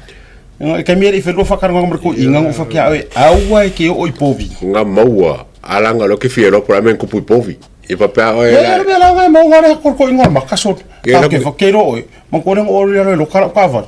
o de orka ka ki ngo kere e la ana eu ba ku que foi coi mas cava de wale walu o que ai makana lo e ngore ko fresca e ngore ko sa e no cara es un yerka que waru breaking waves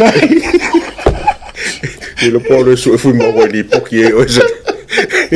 e wa ko wa pia mer kamaro sports tara no pero wa se irima wa se irima mer tupta ya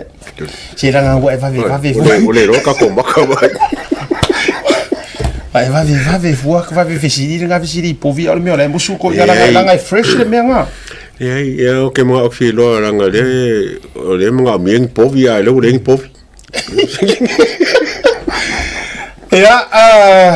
fai singa angusala ngofo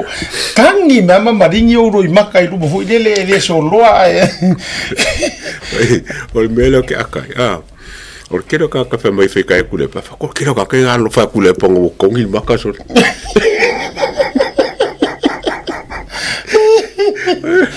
ya ma te tere lava foi ya o vai nga tau te a le tulanga na le sama moli mai ia sui o sanga nga lua ya o tatou fa so no me o no tupu wa mana tu mai nei o isi tanga tai mai si cases o le wa ka kaunga mai lunga ele ma se me wa mai lunga o le kau kere ropo a fei roi isi cases mal mata upo ale li atau a fesiri pe lo ma fofau so le nga ora kasi ar ka mai kai fa masingo le wa yu mai cases ya fast o le ropo face fa masingo pa wa ka mi ka ke vai ko fa masingo nga o sa wisi trial fo ie le fa pe mai nga mari upa ya la fai me fo ese fa ko vai ko ilo ingo isi fa masingo e sa ro mal fast mele pisa ka ko sa fa masingo la vale o le ala ara ke fa ya ku nga pa wa le fa masingo o cases o bangi it's all related ku so le wa yai as much as it ka ko mo fa ya o fa por kikia ali ato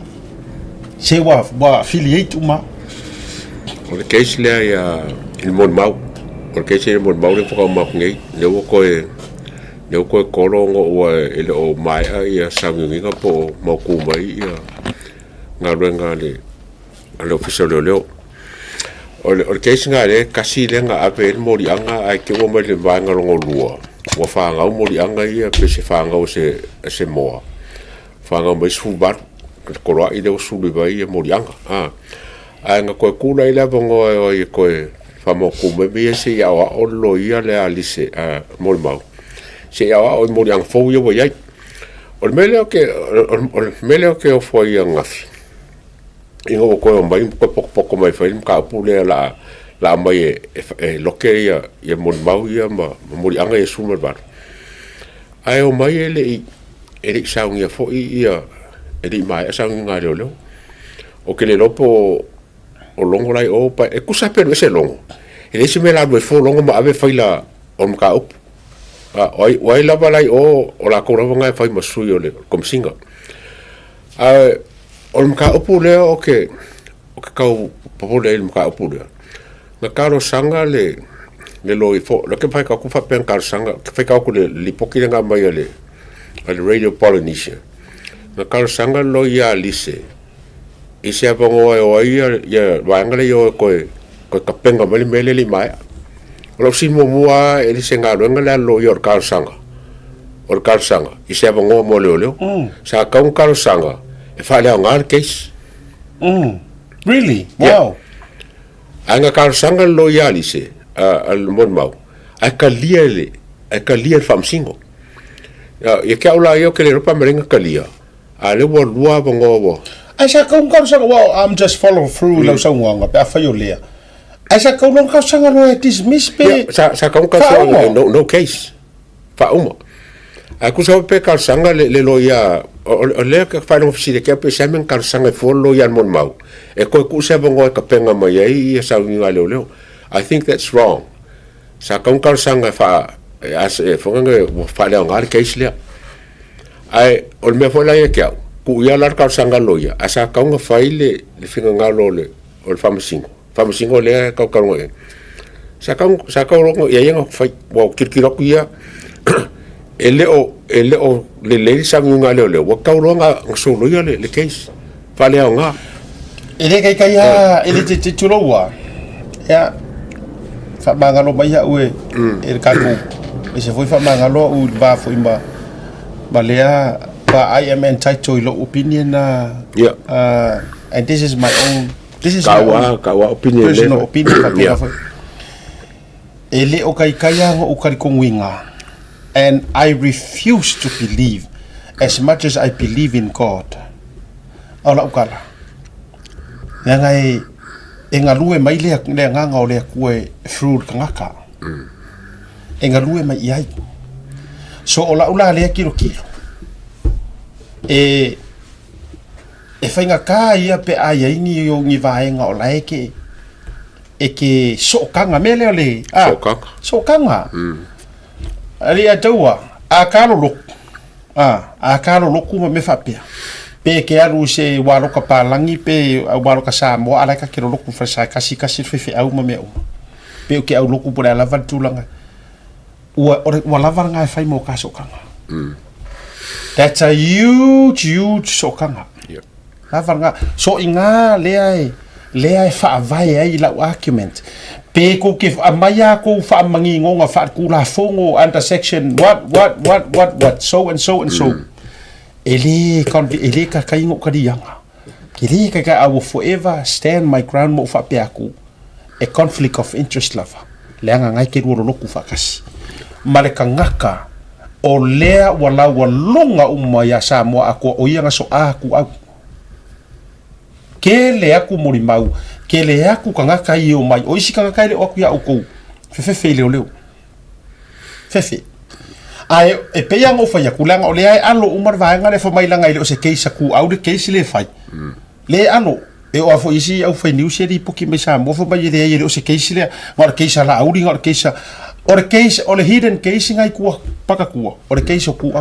the moment e open ai file case lea a ko si de sila le meore mori maula wa ai or coming ai ki tu know the tactic le fa nga fa msingo e ku lo ku e leo ma ka uma involve le o le fa se solo ka nga ka ye mori mau o ile ku ia se ka su e po fiele la fie ngai mori mau ai ka mo vai mori maua le mongi nga lau vars food foi nga le nga whakaronga foi nga se la mo ku pumpo le vars food le ma vai foi ye o foi ye nga mo mau le mangi mea a foi whakoro ka va velang kara langa oso mai e fai mese kala vo ile ai wala ki o ko e va le ngo fiele tunu a o mele lau ke fai fa pe ngai pe e ka ngo fi fai nga au ka for case se ka su ele vai nga le atawa po o yai ngisi mori mau wala kaimia mango ko mori mau ia judge nga mango ko le mori mau fa pe mai o au le nga over island cruiser over island e ka ka ko moria o le menga e le su fa maungi ai moria yes that's why lau ke le o manga o sa o fa ile case a tu au ale ka ngo fifa sala le wala vea ku ai fa pule la vea ku ai lisi la vea ko ili o fa ka malama la vea to ile la au le mali toa how many more amon mauma wala fa ko ke ya le wo mai ka penga fuange mea pepelo ino kusa pola ino mal fa singo o au ia ma kwa I already o kiri ke kongu ia mea o fa mai o mea le fa fau le ama e ile ke fongi ile magic call ma o fa penga ele magic call sa vili aku fo mai nga vili aku ya ile fionga de mingiska ya ono I se kasi o pō. E ke e se malo moka. E anga o leo la laku kanga kai kanga kawari ngoi. Ia.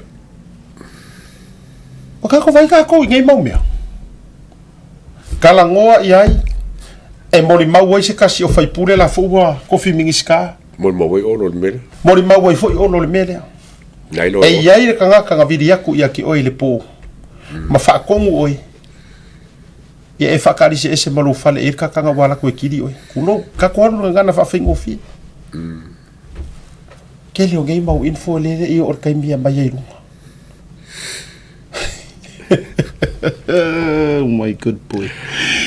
Hai sisi. Samoa.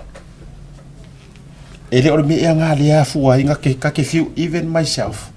Sometimes o ke fesili lea kuali a kaua aisea ea.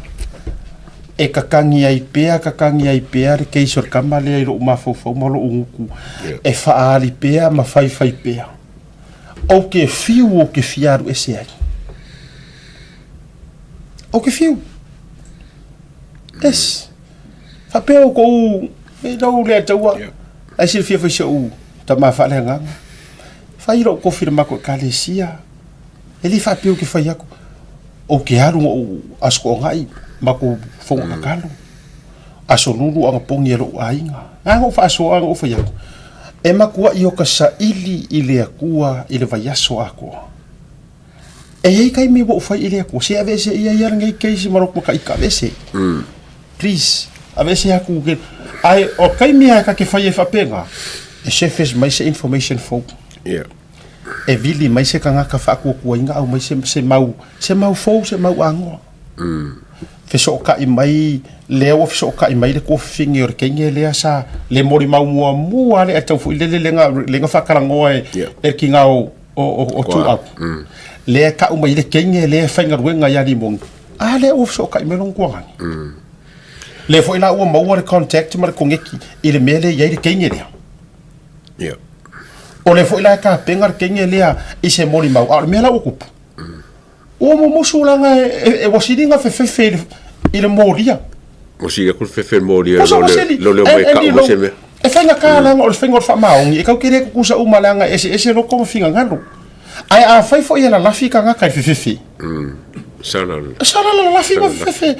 Ia vai los whainga le ngaru i leongi. Ia ko kawa i mai maa. Leilos whainga le ngaku kou le ki nganga ku le whare pinko a ki ngā mga ila ka whanga. Ai a kua filosofi kongu ka i whanga i ka maiki. Wa tau sila sa moa i le mala papala kulou le nguku ma le afi. Le mala wa kupu i sa moa. Anga le wa mai runga i karafou. Eyo.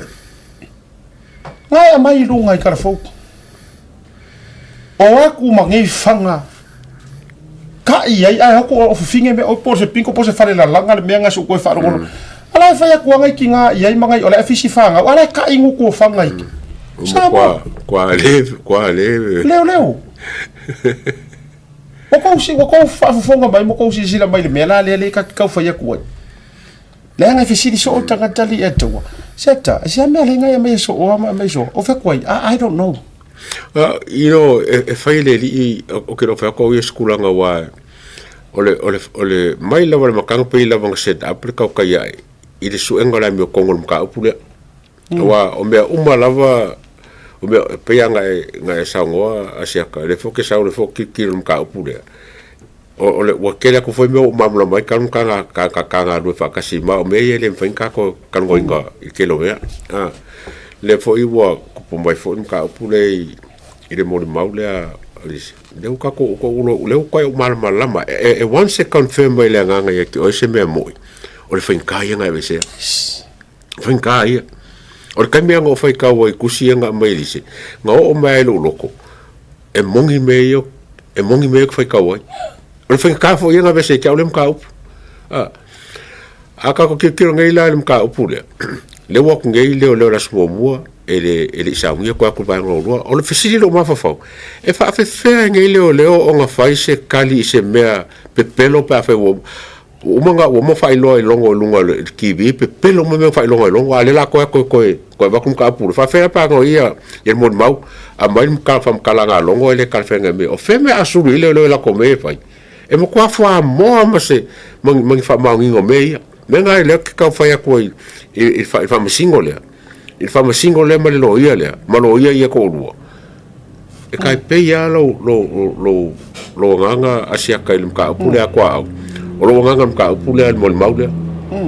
e ke le ka va ai se me ai e ke lo nganga lo kingo le moi vale lo loco le mele o lo mafau e ke ka fa ya a bese le fenga bese e pe ya lo sa nganga asia o ke lo inga tau tai ai nga set up inga isa ile la mi o kongu mo fa maong yo ka ki karpe pelo mo fa mi vale kongu fa nga malo avelo o foi I think this is the purpose no race ele tu ala ngai por kala mo ngira kala ai ele suia ole mea e kiki fa ia ile mi o kongu e fa to a mapu foi inga ua maua ai mesher sa ilinga ole mea kelenge wa o ke fa ia ku tu atu nei mea le ataua ole upule nei ale ulua iloia sa ave iai le faila akoar nge Samuelu mele amakanga ola na tala le nei sa fai ia Samuelu ai temina le fatoa uma le mele ngamori mo Samuelu no pokola me sa mawala nga ya vangonga sa makongeki ai ia pe ka inga su elo leo su engos kama ia mokusia lo ma soka inga ale upule nei Samuelu sa fai mai asiata ore kala le loia la ule ka ur so fo loia le active ke mi na o ia ile faila a korngi to lo fa mai ma ngai ai o lo fa karnga ma siaka ma o le loia fo ile ma tua tali tonua e sa o mo bosa mo ai pe ka anga ngaka loa ile kaimi leanga eva ai waru eser ka valer ka kalenga lenga o ki ku au o mainga ke le longa ai ua kai mau ia te le loa fa masingo mai ai fa mai fa makalanga ai nga o loa lau mori mau Samuelu i lua kulou le fa ngai ngore esa marimo o inga le big problem le atua o le me fa nga ro fefe wai le ala fo nga ua pungi olo umai kanga ka mau lunga ye afia I believe they all connect ile drug ring le pole ala var ko kala nga lo le o fa ko ai ke lo ele sa va propon pega le o el krango fa la nga awa sa va le maliu ai le sa va isi maliu mo singa ngo sa le sa ko or kala nga or tala tonu wala na fa mai nga o lo ile fa lo la ke le mayo le drugs awa isi le sila la ile fa maong yo le tu ali atu o le ale mea le ua makua solo pe o le anu ko viki le ua sa mor kemi drugs bai makua o le mafuanga le nga faingi ka kukulou nga kukupungi kidnap o ke ngeki yaso nga kukupungi ka kukulou ka nga kavaleinga maresa wa inga o kai ko rua makengi fasio titangata matanga me nga kukupu mai yaso faiso kulou le fasi o me la angafi po kala ko angafi e fanga o le rate le ai ka le ma ele kupungi me mo o pia le ama tua I think ai ko ngeki la ver me nga ko mo nga ko ila fe pingo nga fi mo fanga inga ko to i mafanga potato va ai me o tule mai ma foi sia o ile o ke fa ya ko o ele ke i kare po kala mele o foi ile ke mai e ka o fil fa so de melia I think it's either you are blind or you are completely stupid. To know. It's either eke blind, eke kawaso, eke refuse, eke fia mara malama, bo or makwa vai ar mafufau. E tau te sila atu I mea yo ko sa sao fa mai. Le alu ale ai sai kongo sa mo, ai ko fo mai, ai fo mai live it. E live it e live kula fongo ole ko vai ko ole makwa abuse le kula fongo. Who is going to talk about it? He said, awange ingalo. O lo fa au fiufi malo io e awangi karangoa I me le silence o I me o lo fi soangi fo ile nga e ke kaupungi me ko o se mga ko fo e kaungi kilo e ka ko sui ka mo le sfenga paloka in ka nga ba ma ko e fenga lu inga ma fight af le kulanga le laisa e pala ai uma fai pule min skala nge laisa Dei ma se vai a ko kuma I lunga e fai le mele leisa.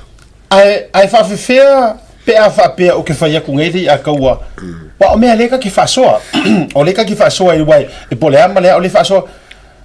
Ai whawhewhea ngei pe a aru alu le suesuenga o ngei mea ai sue aku. O ka ngaka ia lea ua le paua.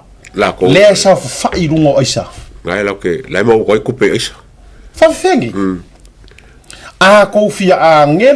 ngeru mai ngei. Ma kou pepelo, ma kou fia akua. Ma kou fia whamaungi. Ai a leo ngei suesuenga ngei o mai kaka mai whafo. Ai maua enga o kou ngei leko ki sa whai runga mea. Whawhewhea ngi. O kou le root of the problem. This is why Samoa. Au iai kauro mea o Prokalame le nefi afi. We need a new government. New commissioner. We need a new wanga o nga se ei. Let's vote ka ngaka sa se fele ku. Vote fai puli e o mai ko kongo se fele ku. O au fia fa kula ukala.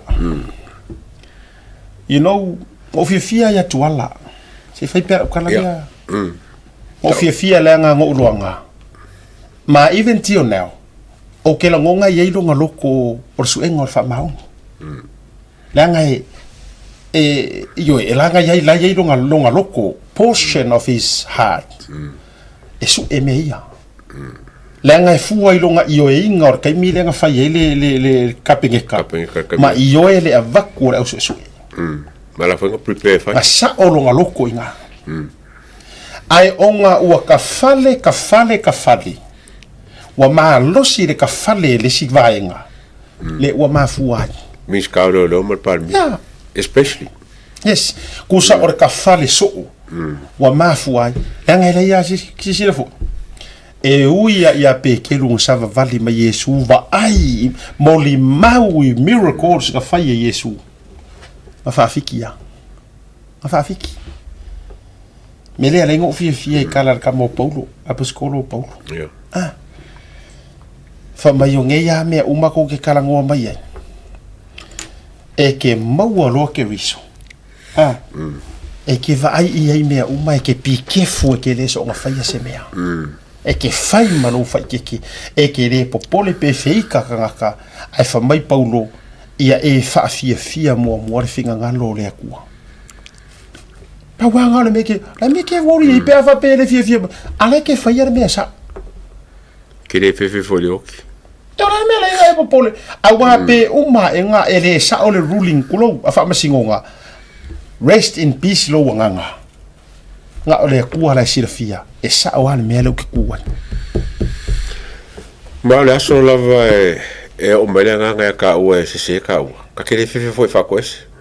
Se o le me la ka le fefe fa koes. Ka ke le fefe fa koes. Oi. As far up to this moment. E mo kwa convince lava o le mele ke convince fo ka upunga. Mai le atawa. A fa fonga le tunu u to minuto pro Prokalame le yaso. Fako a esea. Inga ua au mai su ese.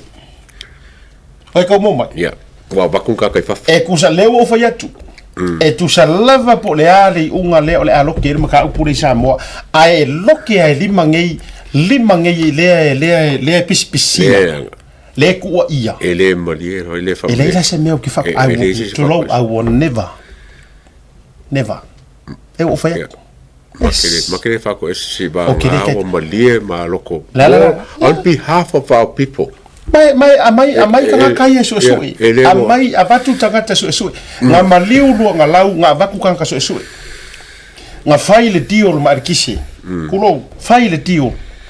File ngo fo mau ko rua me uma ave oi se ilonga bo kilo ai passport ma me uma. Ngo fo mau usila o ka kala lola ia. O le ale wingor ngamia. Langa amai kanga ka mai fafo fai so nga maua. Yeah. Ele fou le mea lea o le amai o le kango au e o yangi usila. A su ele mele le fai la lo Christchurch. Lenga masaro mia yo se terrorist le ka vale inga ele foi le lenga mu. Ma mai le FBI me America. Au mai le federal Australia. Ma mai e feso so angi. Ai se arme la le mo fai ka ko fai a ole ngola la walunga mai mo Samuelu olongo. Yeah. No, ele o fa ko la vea. Ola sa ule mori mau Samuelu. ile drug ile vai ngar fai ngole le ve longo le vai longo mo mau le si kala fo ile le Samuel ilanga video le fai mai ese mai fa karngonga nga ye le si video Samuel nga ka uma mai Samuel ya ko kele ma le fanga le nga ave fo ye ole winga le nga le o ke pisa kuai a fai e ko eso e longo ya e si le ka ko karngo fo le fanga le ka nga ko ka e fanga I olo o fanga nga le ke fo le se faka ale mangingo la le fanga nga le nga sau Samuel o fa ka ya Daryl le ka le ka nga ACEO il fa nga paroka ile o komsingo fa nga paroka na ru fa ka nga iloa leo na iloa leo wa ru Samuel ku le nga fanga le nga ora sa we le kulo ka vale nga ya oso male raid fa fo se okay lo wa leva ngara ko iloa ora ka ngofia ka mare aisa way before paroka wa leva ngara ko iloa the only reason nga ye raid se au me fanga rea pa nga me nga inga wala ko iloa ole wa ave fa ka ye Samuel o ba ya ngia sia ka le e komisinga Australia Victoria nga faile vote of no confidence le pa pe ka le fai le longa me ale wa ba ku ele komisinga ngusila sui ai en ka fakso kala o fainga mangingo ma fainga mala malama o me fa pengi ola o fa kuanga lo le ko ki kiro ke foka mo la fa ngele foka mo le ko kala ke longo la so luo you like so luo you like foka mo ko kala ke longo ale wa longo la ngale fengi o ma singa le wa fika sa mo sa o la fe ola fo kuanga wa ka kaunga nga ba kus komisinga qualify fafo mania o ko ba ko nga ba ko iken ka o ko ba ko nga le nga fa ya longo ba kus komisinga fafo kusa pe palangi pesa mo ai ba kus komisinga le awa inga ya mawala isale wa orkile or mawala isa or komisinga le ba ku fafo e lo fai meia e va ve o nga sem ka pule ma le samo ai sila nei ele fa pe nga vale na yo tatu tangata no le kai mi le finga nga le nga fai ngi i fast mal HPP o ha fa masingo nga va ale nga va ku fa masingo fa na va tu so it's a normal practice ele fo samboa ele fo le mele le va ku nga kai fafo o ka ko o le malo o le lalo o malo fo i ole United Nations o le fo ka ke fa malu le malo yo ka pulenga Commonwealth o le ka ke o le o tato militino o la available easy resources mangingo le malisi ma fakalnga male o no ave ma mingiska kupi lau timu ia le no fisi sawa lau ke muia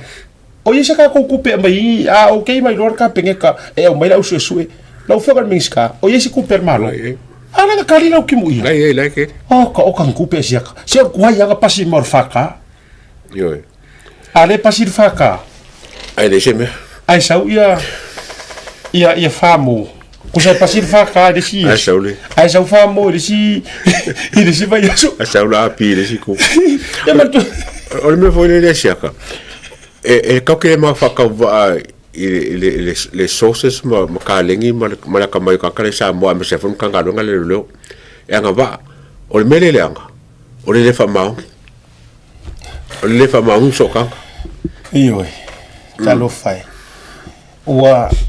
wa tato wo fo ilele e fa nga winga para iyo ma winga wa uma ma winga you name it bo ka ko wo fa nga ngi me a mi de masiasi e tau tu su e yo tato wala I malo e ka fai vo ia vai la tala o fea uma ka nga ka fai pisinisi a ku mai HPP Inga. Tangata ia le nga sa ngo fo sunga la udel maleto. Na waku elengi pisingis. O fai kon kala ke fai. What happened now? La fa wa ariki. La fa wa SMI. lai fa'auaua arts transport lai fa'auaua city faku and so on construction sa'oa ua levaga o lakou apisigisi e le'i fa'apea gakuku fea o iai le si'au vaega o kakaga lenga maua komisia a minskama mo tuare pa'ufalaua mo kuleaga ia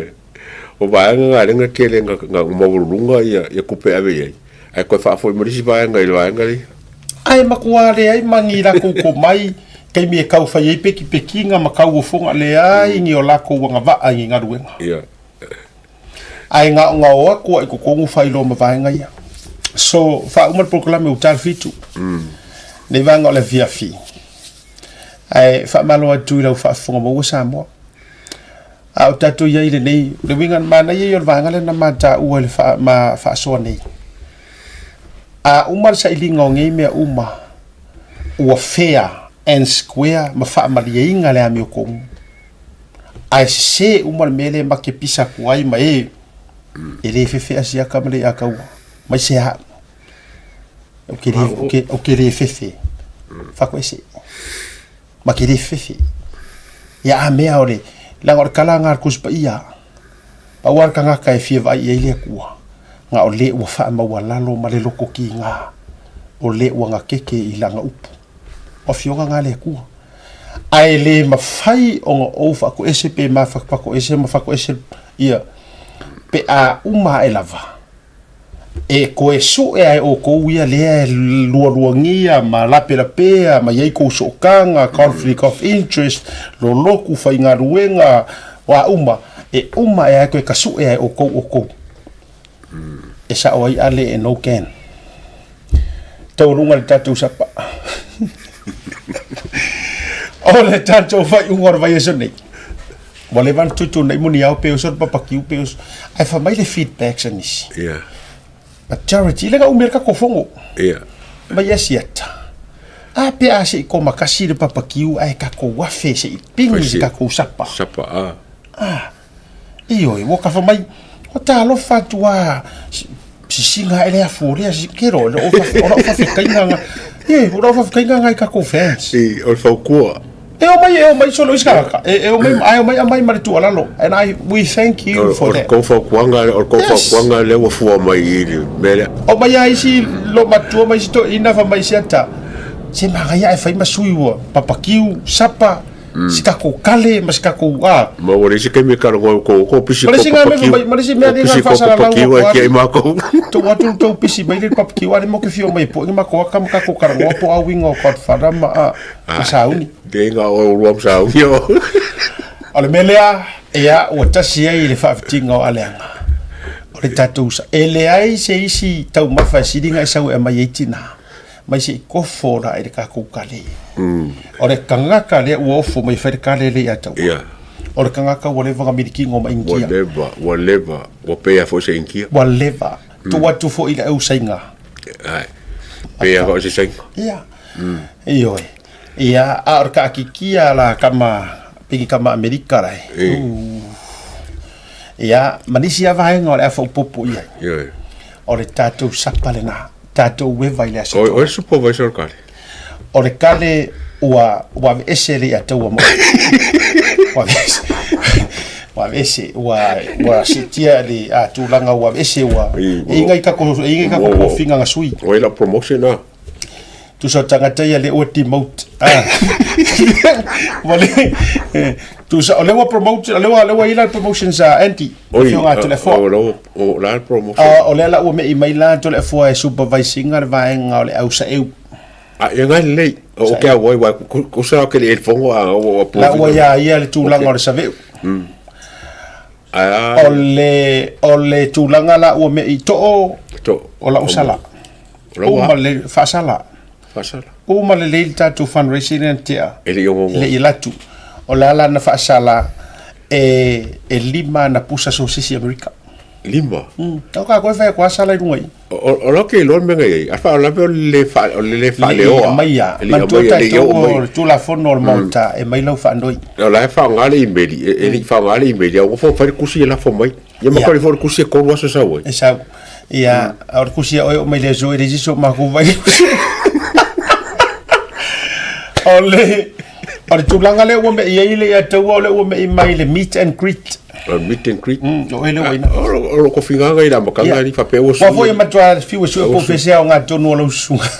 e matwa matolilo o le la le sta katale wa promotion de mo la promotions o misa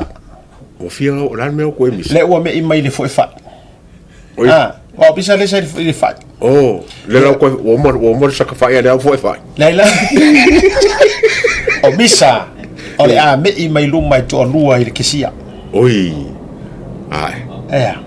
kwa fikawi a me mer kamalo fikawi iyo ai le au ola mo e mala bo e maka ka ye o kuma iyo le winga na le fa tu sa na ona watu wa o tamaitai mamadu le tulu ma wa o fo ye le se o la meet and greet ele se me pa ye fo li mama pa wa me ma lor so fo manuia a few mai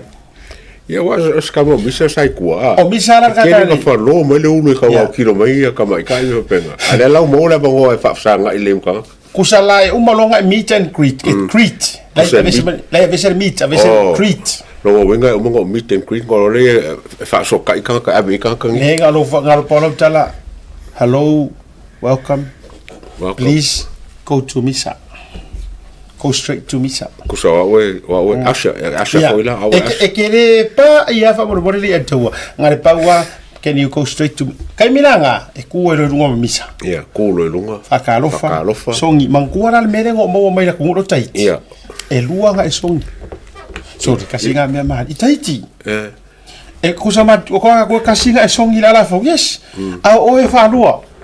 o le ba fa Michel Berga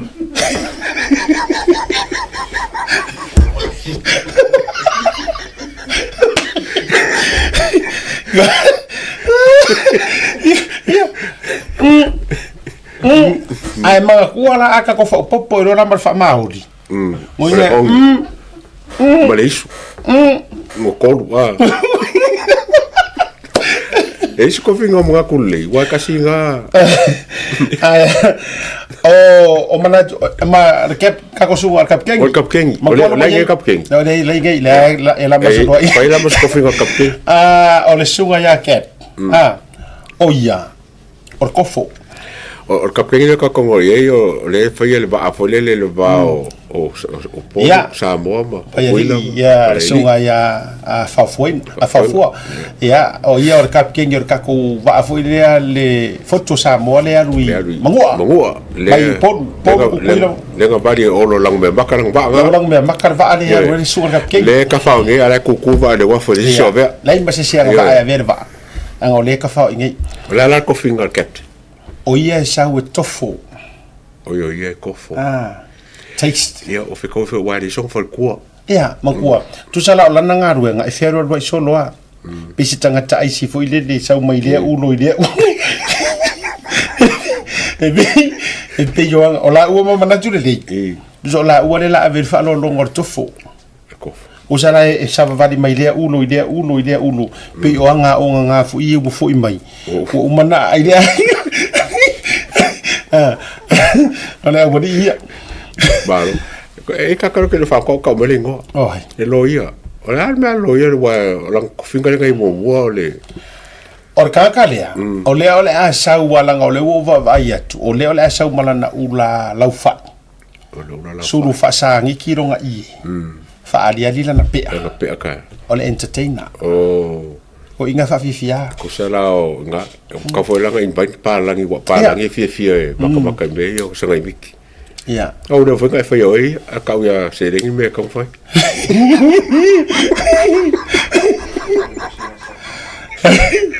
Ja, ala sa tayo. Ala fa ilo to to promotion la sautina. E ka ko promotion ala ta utu la sa tayo. La ko ke mga onga le lua so ko pe ma ye me. Ya wo ke kele.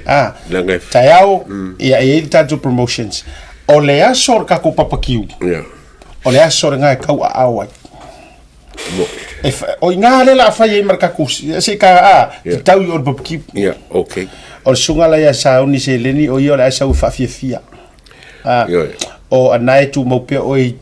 I lo fero Oi roi lo sa ta. Ya. mar ka ko pule la me o isanga o si ki sanga kulanga pele Tu mau penga ia le fero roi. Aru ta vale no fo se pa. E roi. E sa fuile le upe o pisinga. E fakanga. E o le amai ngore ngai masima. E o le amai ngore angi ese kai me aru e amai.